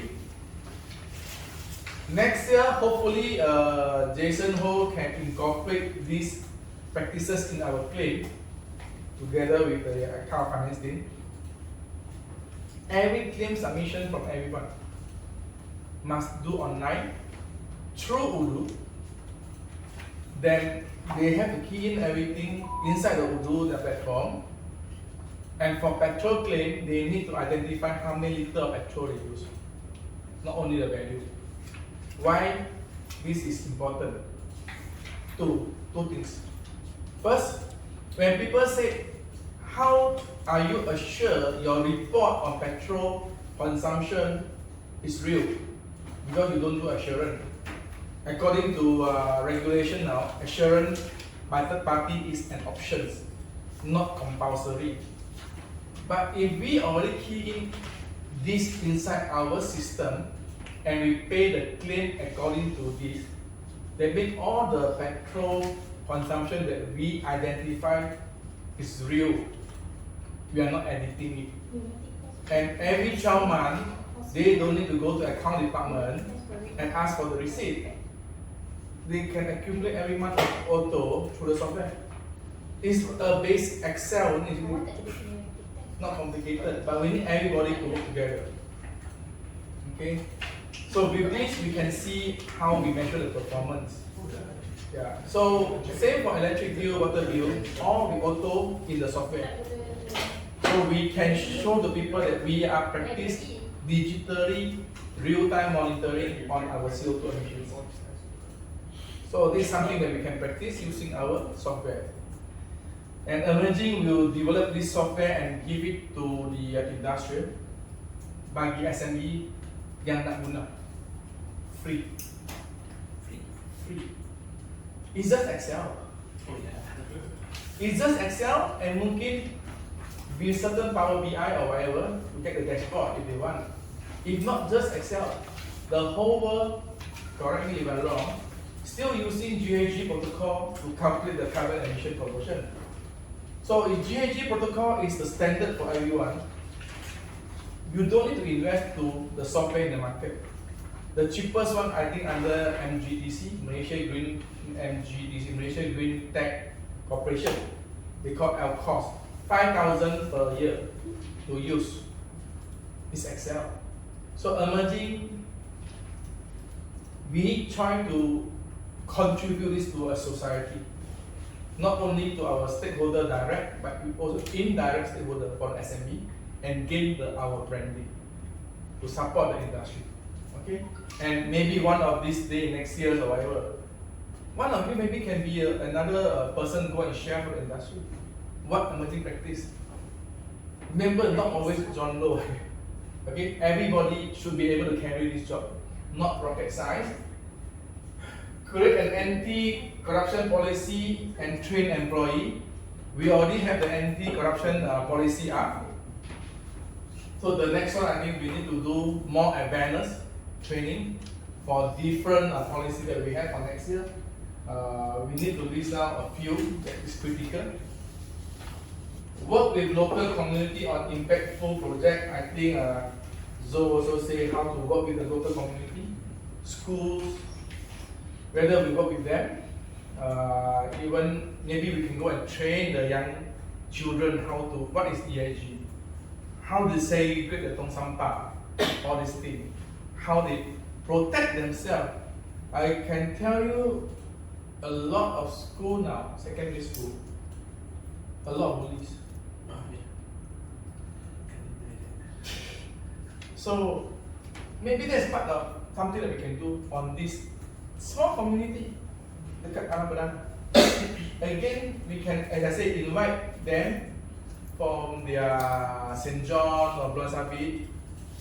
We contribute them some donation, so they come and measure everybody in the KPI, I mean the BMI, birth dashes, everything that is used, whatever tools they have. I think it's good for a healthy lifestyle and healthy life for Emerging lifestyle. I call us as a community. Actually, Emerging, we are already 70 old people. It's a community. Bukan own staff. We are a community. And imagine every one of you got family, 2, 3 parents, children.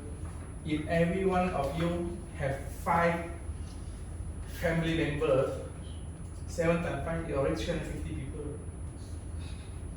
We are responsible for almost 350 to 500 people punya mulut and kami. So we need to continue to grow and survive. Okay. Share your ESG progress through sustainability report. Of course, you share the sustainability report, but we can practice this at home also. So, example, that time UNGC one event. So I get my daughter to be the volunteer to help to do registration and everything.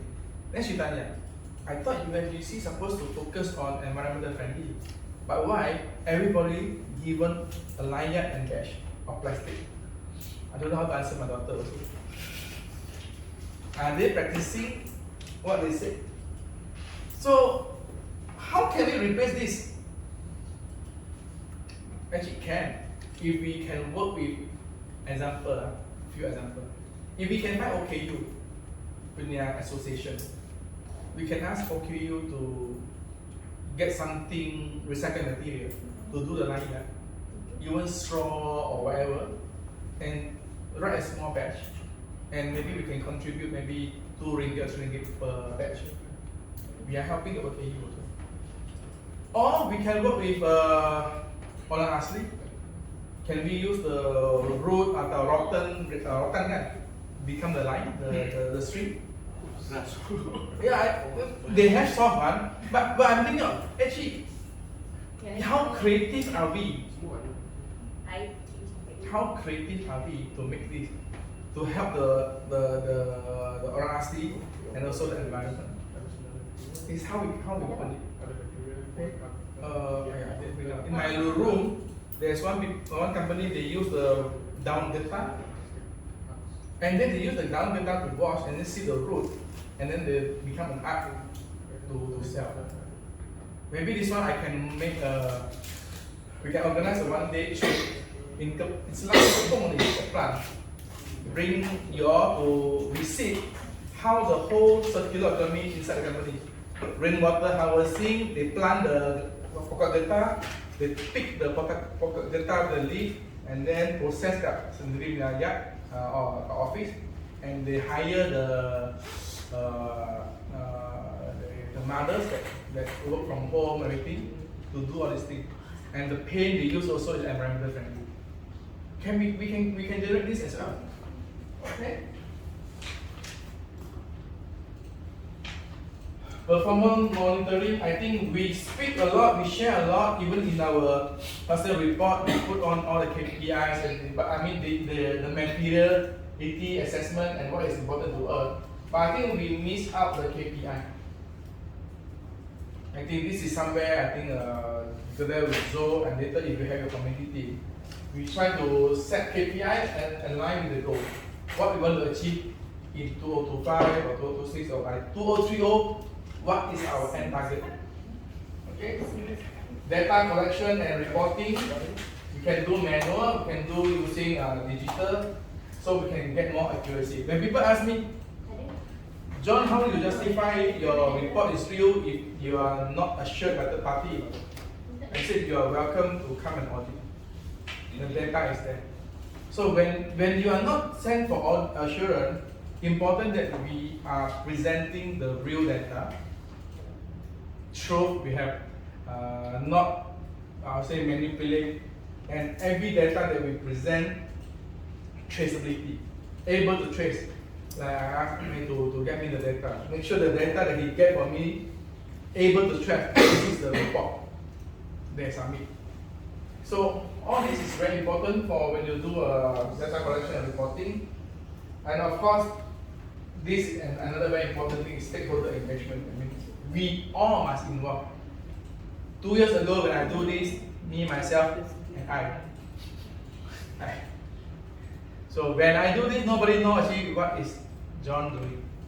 Why John asked for this data, that data, why we need to present this report. No, nothing to do with emerging, no value. But now we see the value really bring a lot of benefit to emerging now. So we have to look far, not near. Do what you have now and say prepare for your future. You're all still very young. Prepare for your future. At the age of 50, I still go for volunteer. So what is yours? Yeah, never too late. Especially now you got ChatGPT, you got AI, tak susah nak belajar. Nak buat report, nak buat thesis, tak susah. Ada AI. Okay? Call for action. Always identify what is most important to us. Us mean not only the company, but of course for yourself. When we talk about upskill, the upskill is for your own benefit, and also with this skill, how can you improve the productivity, efficiency of the company? So So this is important. What is better for you and the company? Make simple. Start with simple only. Don't try to do something very difficult. Example, if we want to do weight loss, just do some simple walk for maybe 30 minutes at the start. Then slowly you train. I've been training from walk to run for about 4-5 years. Until today, I only managed to run 5 km at 45 minutes. My target for next year is 43. Try to cut another 2 more minutes. Nampak 2 minutes tak banyak, tak lama kan, susah. Yeah, so I try to do 43 for next year. That's my own set target. Yeah. I think David can do below 40. I think David can do 5 km below 40 minutes. 30, 35. Sure, no. It's like halfway. Oh, see? Kalau ada badan dia berhakai. Okay? Simple goal, set it, commit it, and do it. Corroborate a report, share your progress, what you achieve in this journey. Example today, I think thank you for you all to have the interest and passion to learn. Maybe sometime I think you all asked to join, but I hope you all really can gain some knowledge and understand what is sustainability, what is ESG. Not only dengar people cakap saja. Actually, what is the value of ESG? Actually, it brings a lot of value, not only in the company, but the whole community. So what will be our future commitment?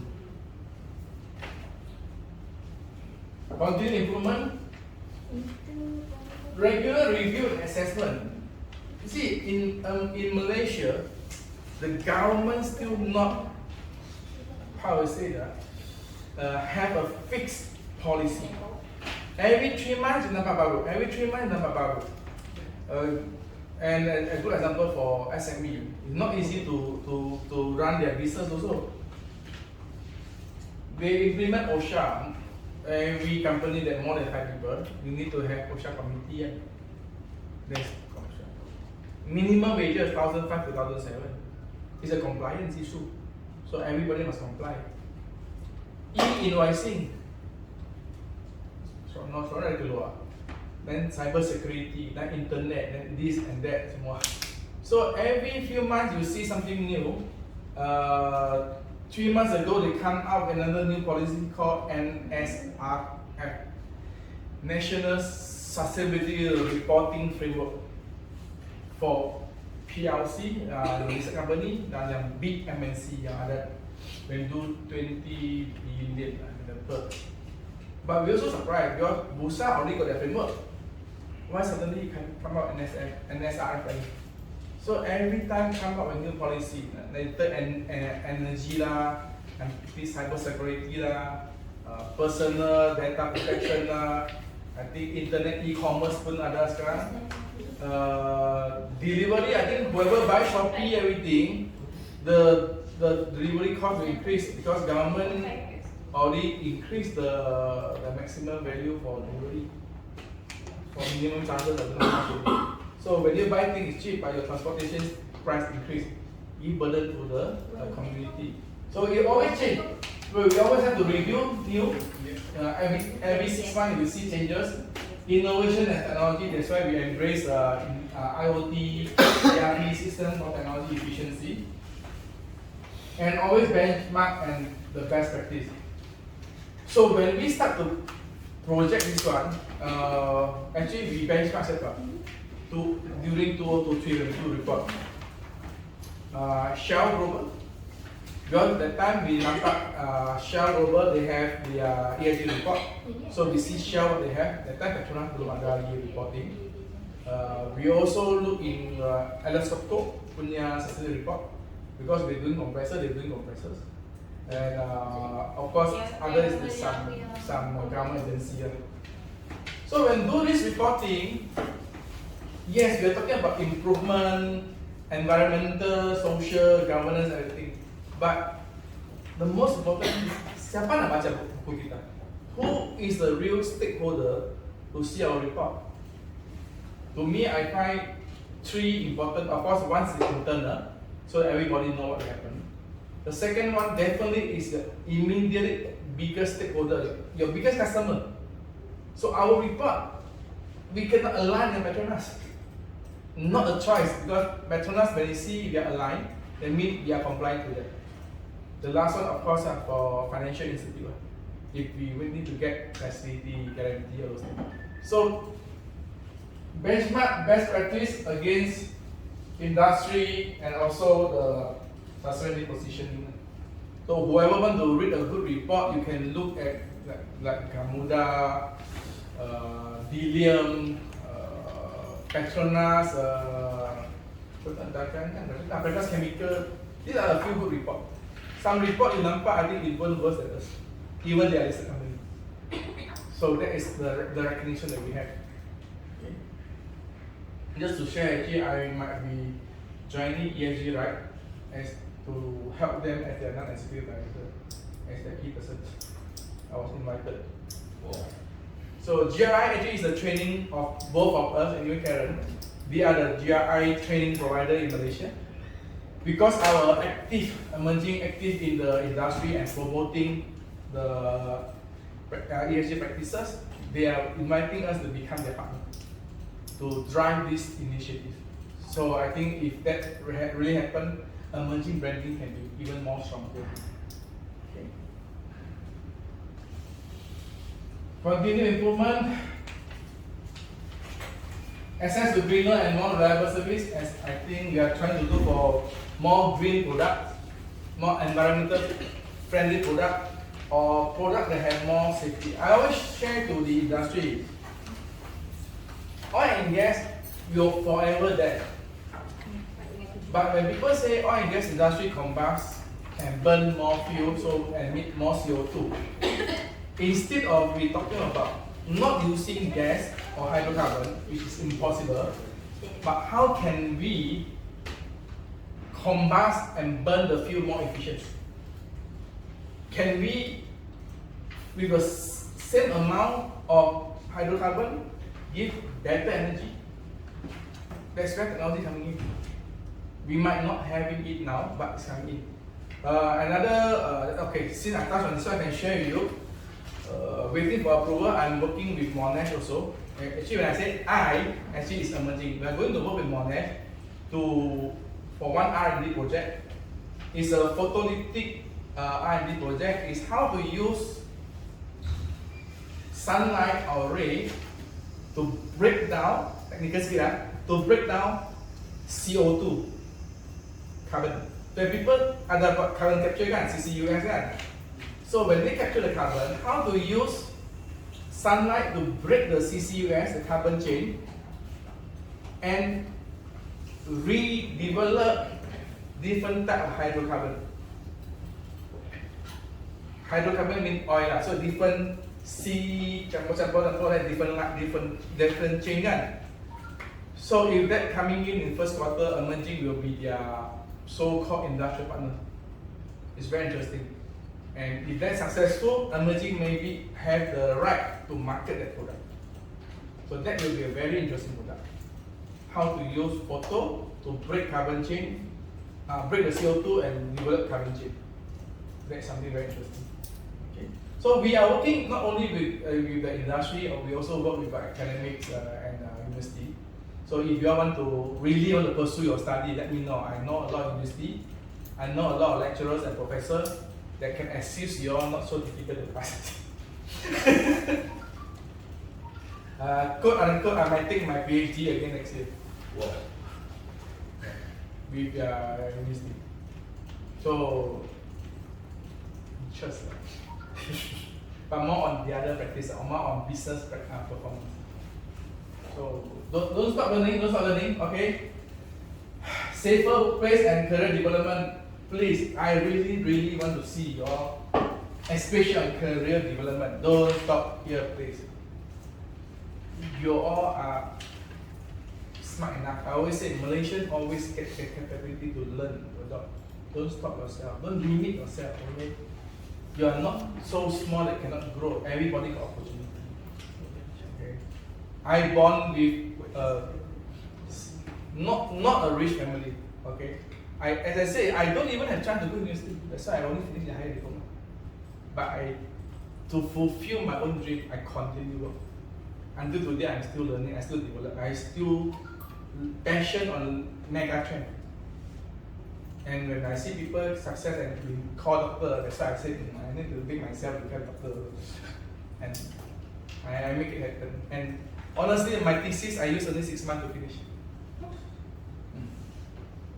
Anybody want to do thesis, come to me, I guide you how to speed up. I know the shortcut. 6 months, my thesis. Contribute to sustainability goal and economic uplifting. So, not only in the company, we try to help the community and society. Those that I think, like Mia, they all know me, I also active in university like Monash, Nottingham, Inti. I do mentoring, coaching, sharing. Yeah. You might not see me in office quite often because I active a lot on the associations and on the development. But all this will bring back the value to emerging. This is where the social commitment for emerging that we are working on. Okay, just try to wrap up. Okay, so this is I think all the sharing I have, all the information I can share to you due to the limited time that we have also. Summary, any Q&A, any question from your side? Anything that you all think that is critical, important, that you all can, of course you all can reach me to know better, okay? I mean those that work together with me, they know I can be reached anytime. I respond to WhatsApp message every time, very fast, at almost any hours. Okay, so that's my bad habit. That's my bad habit. I told them also, I might message you at night or midnight or Saturday or Sunday. If not critical, don't reply me. You reply me on Monday morning, it's okay. Yeah, because I don't want the whole sayang pikiran that I think of something, I cannot wait until Monday. That's me, my bad habit. But I just text up.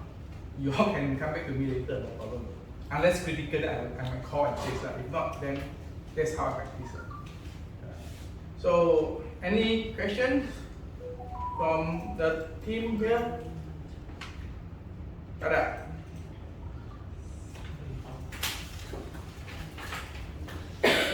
Anyone want to take up GRI in the course? Global Reporting Initiative. Okay, maybe. Untuk maybe next, bukan maybe lah, this one confirm lah.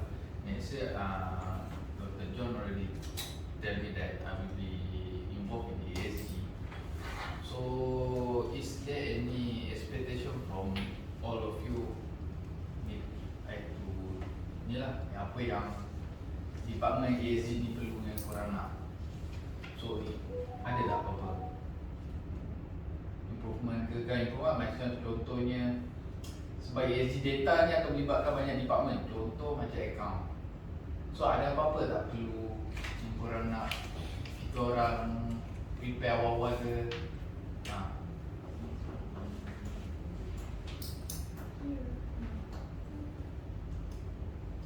Cuba just kongsi je lah untuk apa korang tanggap anggapan kau kat ESG ni semua. Sebab benda ni, this one ni macam bosan cakap macam kita punya journey lah. So kalau journey ni tanpa ada spoken ataupun tanpa yang ada yang tak faham, so it's a journey lah. So ada apa-apa yang kau nak sharing? Or you have a community team? Do you have a team? This one consider your team already? Voluntary tak? Tak voluntary lagi. Ada ESG voluntary tak? Ada apa-apa kau punya komen ke in future untuk future improvement? Macam bos cakap tadi, maybe tahun depan kita akan buat for petrol kan, kita claim petrol sekali dengan liter. Tapi macam tak applicable untuk semua sebab tak semua boleh claim petrol. The reason they are not entitled to claim because of their package. Okay, we'll look into that. Let me double check again whether this one fall under which scope. Yeah. So the reason they are not supposed to claim because their job scope is not required them for travel. Ada apa? Then we see how. Okay. Then I don't know whether we want to. I think you also identify from their house to office, kan? They were distance.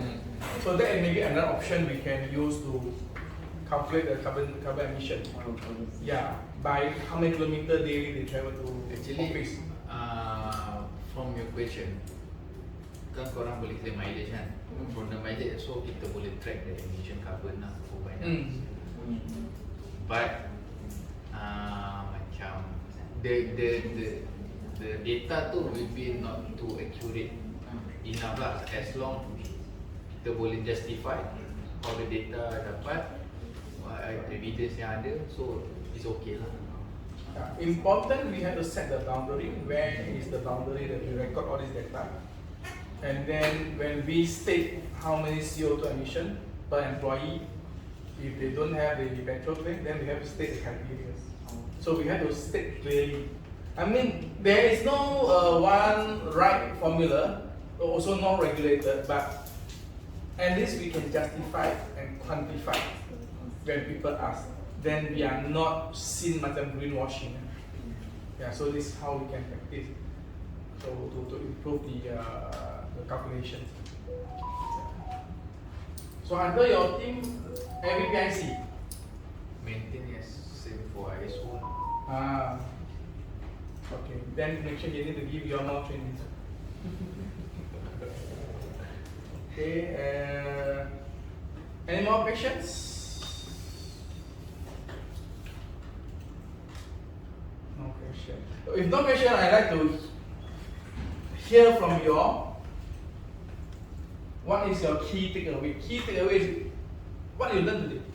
What do it really interest you? What do you make you understand? What are the value that you bawa balik? Since you spent 8 hours sitting here, listen to what I say, then we share the activity together. Give something that at least see how can we move better or share better for future.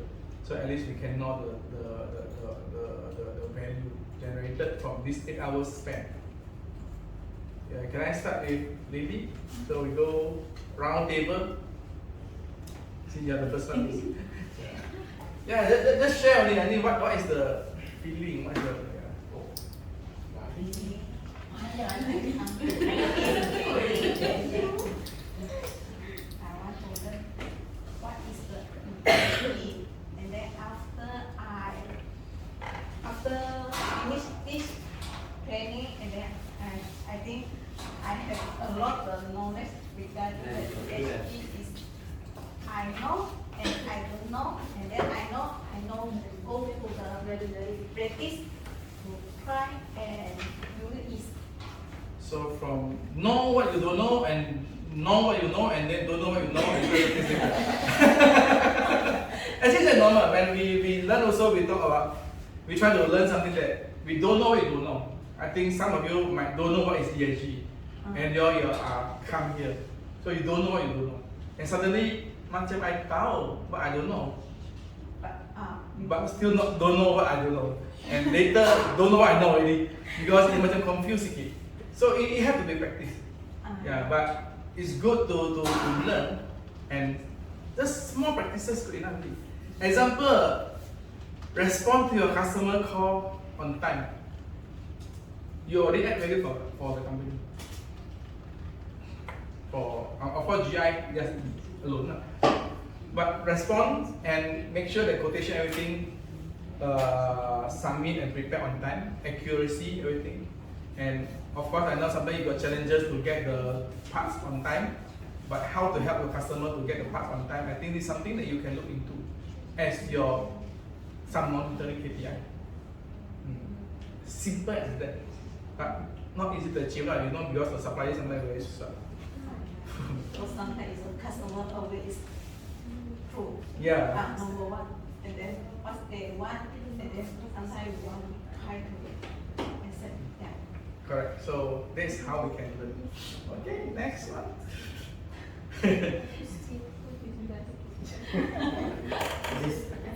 This. Oh, yeah, they want to go like that. It's like, santai ya. You see, I said, but we talk about inclusivity, guys. I cannot make decision. What I get today from this ESG training is know about ESG, because before this, everybody say ESG Dr. John is doing ESG. I mean, what is ESG? So today I got exposure for what ESG is, and at the first time it's really confusing because the scope is really broad. You know? So after posture, narrow it, and then I see, oh, this thing is really applicable for not only for big company, so also the MSC, small company. Yeah, so practice it. Tak susah sangat, tak susah sangat. Yeah. Simplify. Start with small things. Yeah, small, baby step. Okay, you can choose who you want like. You go back to you. Bagi-bagi. Hari ni ada belajar yang sebenarnya everyday kita punya routine is relate to ESG. Betul. Sebelum ni kita tak tahu ESG tu apa, tapi sebenarnya kita buat everyday. This our routine setiap hari kita dengan, for me as a procurement, I akan liaise dengan sales, dengan supplier. So kita macam dengan kita punya client, we have to satisfy kita punya client. Dengan organisation kita kena contribute to cost saving. So sebenarnya hari-hari kita practicing it is business as usual. Yeah. Only you don't realize the practice. So at least now when you realize, what you can do is, how can I monitor and improve, and how I link it to E on the S and the G. Yeah, as simple as that. Yeah. So if I'm a consultant, I'm a very complicated. Thanks. Good back. Okay.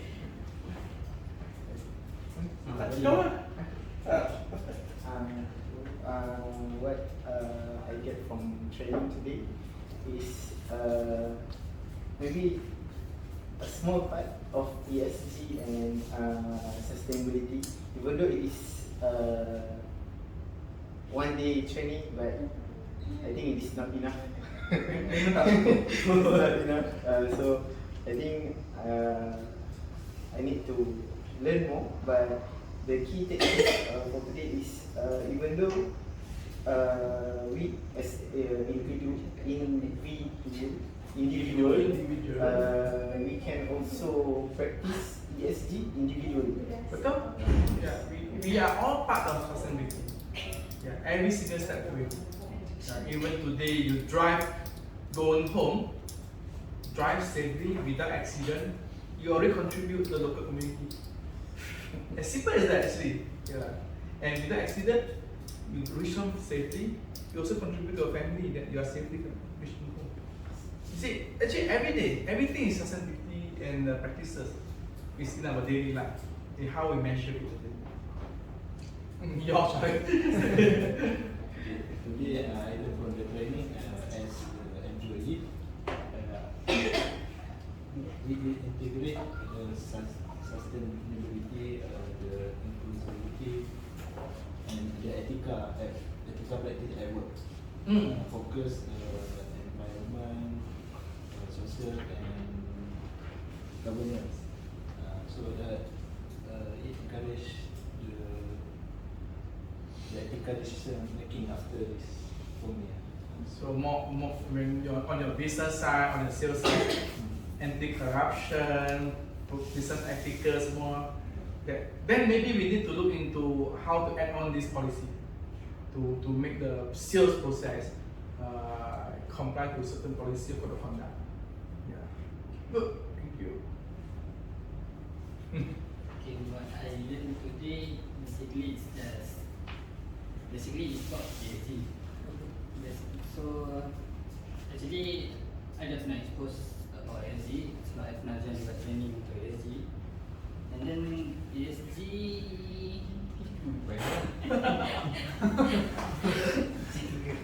so at first I found ESG is only about macam environmental punya. So but when we go training today, then I found out that ESG is actually related to our personal life also. So there's also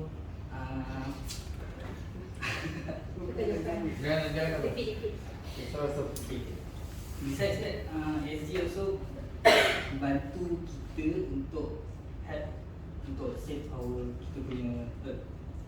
Sebab kita punya objective is go to net zero punya carbon emission. So even kita buat benda kecil macam tutup lampu time rehat pun kita dah boleh bantu benda tu untuk achieve benda tu slowly but surely. So we practice, we call it earth hour. Guys, yeah. Earth hour where you off all the lights. Okay. So pada mulanya I rasa macam I terpaksa training ESG ni sebab I tak faham apa tu ESG. So lepas I pergi training ni, baru I tahu macam ESG ni ada related dengan day-to-day apa yang kita buat dengan kerja dan kehidupan kita hari. So okay ya, tak buang masa. Lepas nak I kerja lagi. Thank you. What I learned is an integration between individual and organization. So it's more to day-to-day things that we handle, but it's also hopefully that it can be and it's a responsibility towards the individual and individual, government, and the whole society.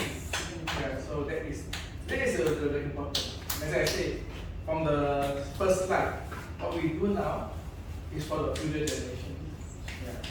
So it's not that we can contribute a lot, but sedikit at least everybody do something. Yeah, that is. At least we try. ESG ni bagi saya macam ada impact lah, dia bagi kesan juga lah, walaupun kecil-kecil perkara, tapi for future pun kita boleh take note juga lah untuk for future, better future lah. Example, when you do costing for application, dengan cost salah, then we kena comply and you kena take up the cost. Yeah, that's example. Yeah, we participate a lot of training with John, but what I know is I thought ESG is only Zoo's responsibility. What to do with us. But now I think every party should also take responsibility on ESG. Yeah, ESG is not the responsibility from the HSE or even only ZO for safety and environment, but when they talk about stakeholder, everyone is a stakeholder. Yeah, everyone is that's right. I totally agree with you. I mean, I think a lot of people might think ESG no masuk lah, macam HSE ya. Yeah, but actually it's everyone inclusive. Okay. So what I take from ESG from my line of work, it was a lot of more on the sustainability part, where from putting sensors in compressors and then making the dashboard. The purpose is basically to help users, clients make their equipment more efficient and their dashboard more efficient. Like, why do you want to see all those values? Why? So in this training, I learned that it's all about KPIs. Even for us humans, we demand, for example, annual bonus. So what is KPI? Equipment also KPI. That's the key part. One of the key part in making decisions. Okay. Yeah, that's why everything is talking about data driven. We need to have data. That's why ESG to use for measurement. But how we able to collect the data from measurement, it through different process. Example, for equipment, maybe we can use the IoT. So, and then how to do improve. When you do improve, you can do more efficient on energy, on waste. Example, if you don't use digital to monitor equipment, a lot of time we talk about every 3 months we send people to do service and maintenance because every 3 months 2,000 hours. For equipment, normally every 2,000 hours we do service maintenance kan. But if you monitor the real time, mungkin every 6 months baru 2,000 hours. Then every 6 months you only service one time. You reduce the waste generation. So the data is very important. Okay.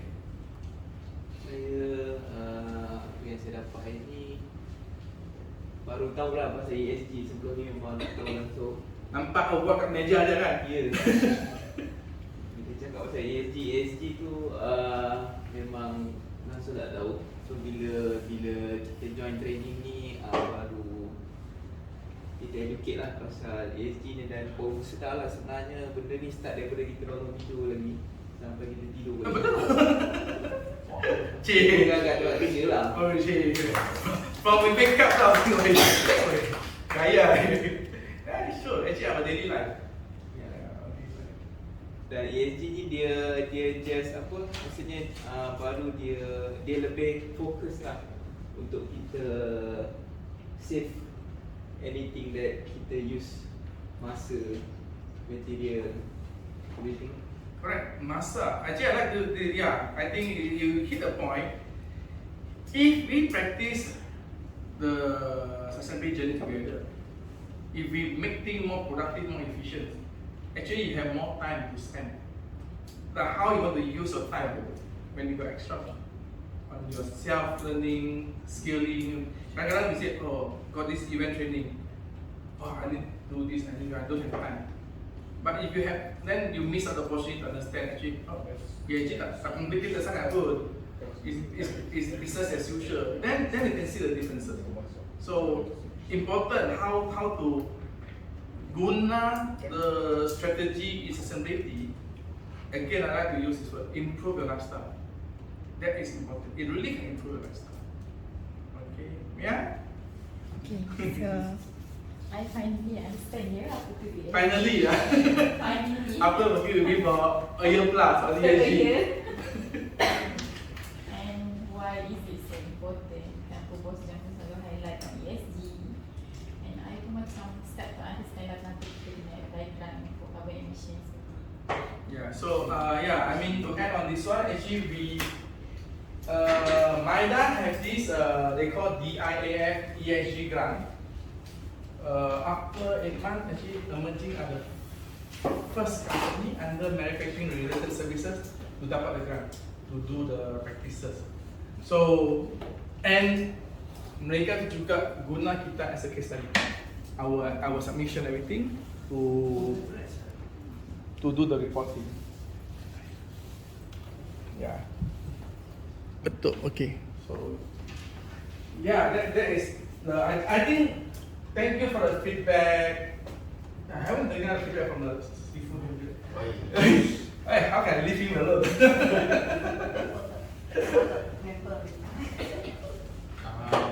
From the today that what I see that I feel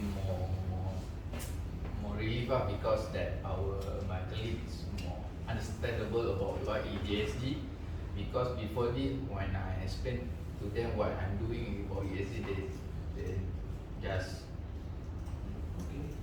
oh what is that so then berat langsung I think not tak ambil berat lah malah nak dengar apa I think is yes so from today I can see they have a better understanding even they are a basic one but they have a better understanding daripada yang tak ada lah so for me just only that lah so at least benefit Zoe why he need those data or information from you, at least you're not, or you can correlate or why this data important for him and for the company. So I think yeah, at least he's not so stressed out lah. Not him alone. Like dulu me, myself and I. Again, I like to highlight this one. sustainability journey start from when we wake up. I like the statement.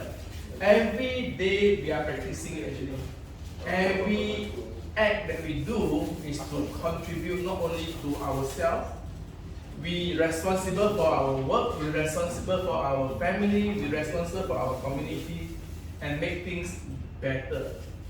I like to end this training today with, remember, in emerging practices of ESG, even though it's just a measurement, but we really want to focus a lot on internal social. When we say focus on internal social, we really want to see how everyone can be upskilled, reskilled, change your lifestyles, improve your, how it says, your working environment, everything.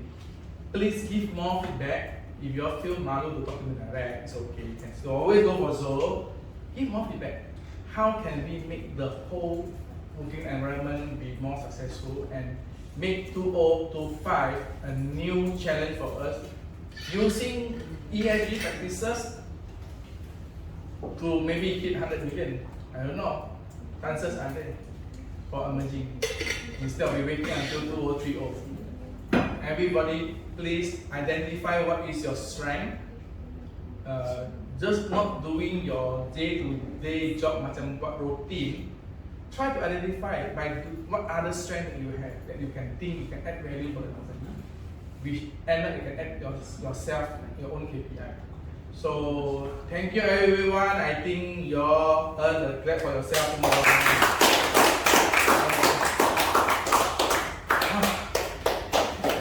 Good job. Thank you everyone. The material I will share to you all the soft copy also. I have a soft copy, so that you all can review it. Then anything more in-depth data, let us know. We always can share. Okay. Or any specific training topics you all need, then you can try to plan also. Okay. Thank you very much.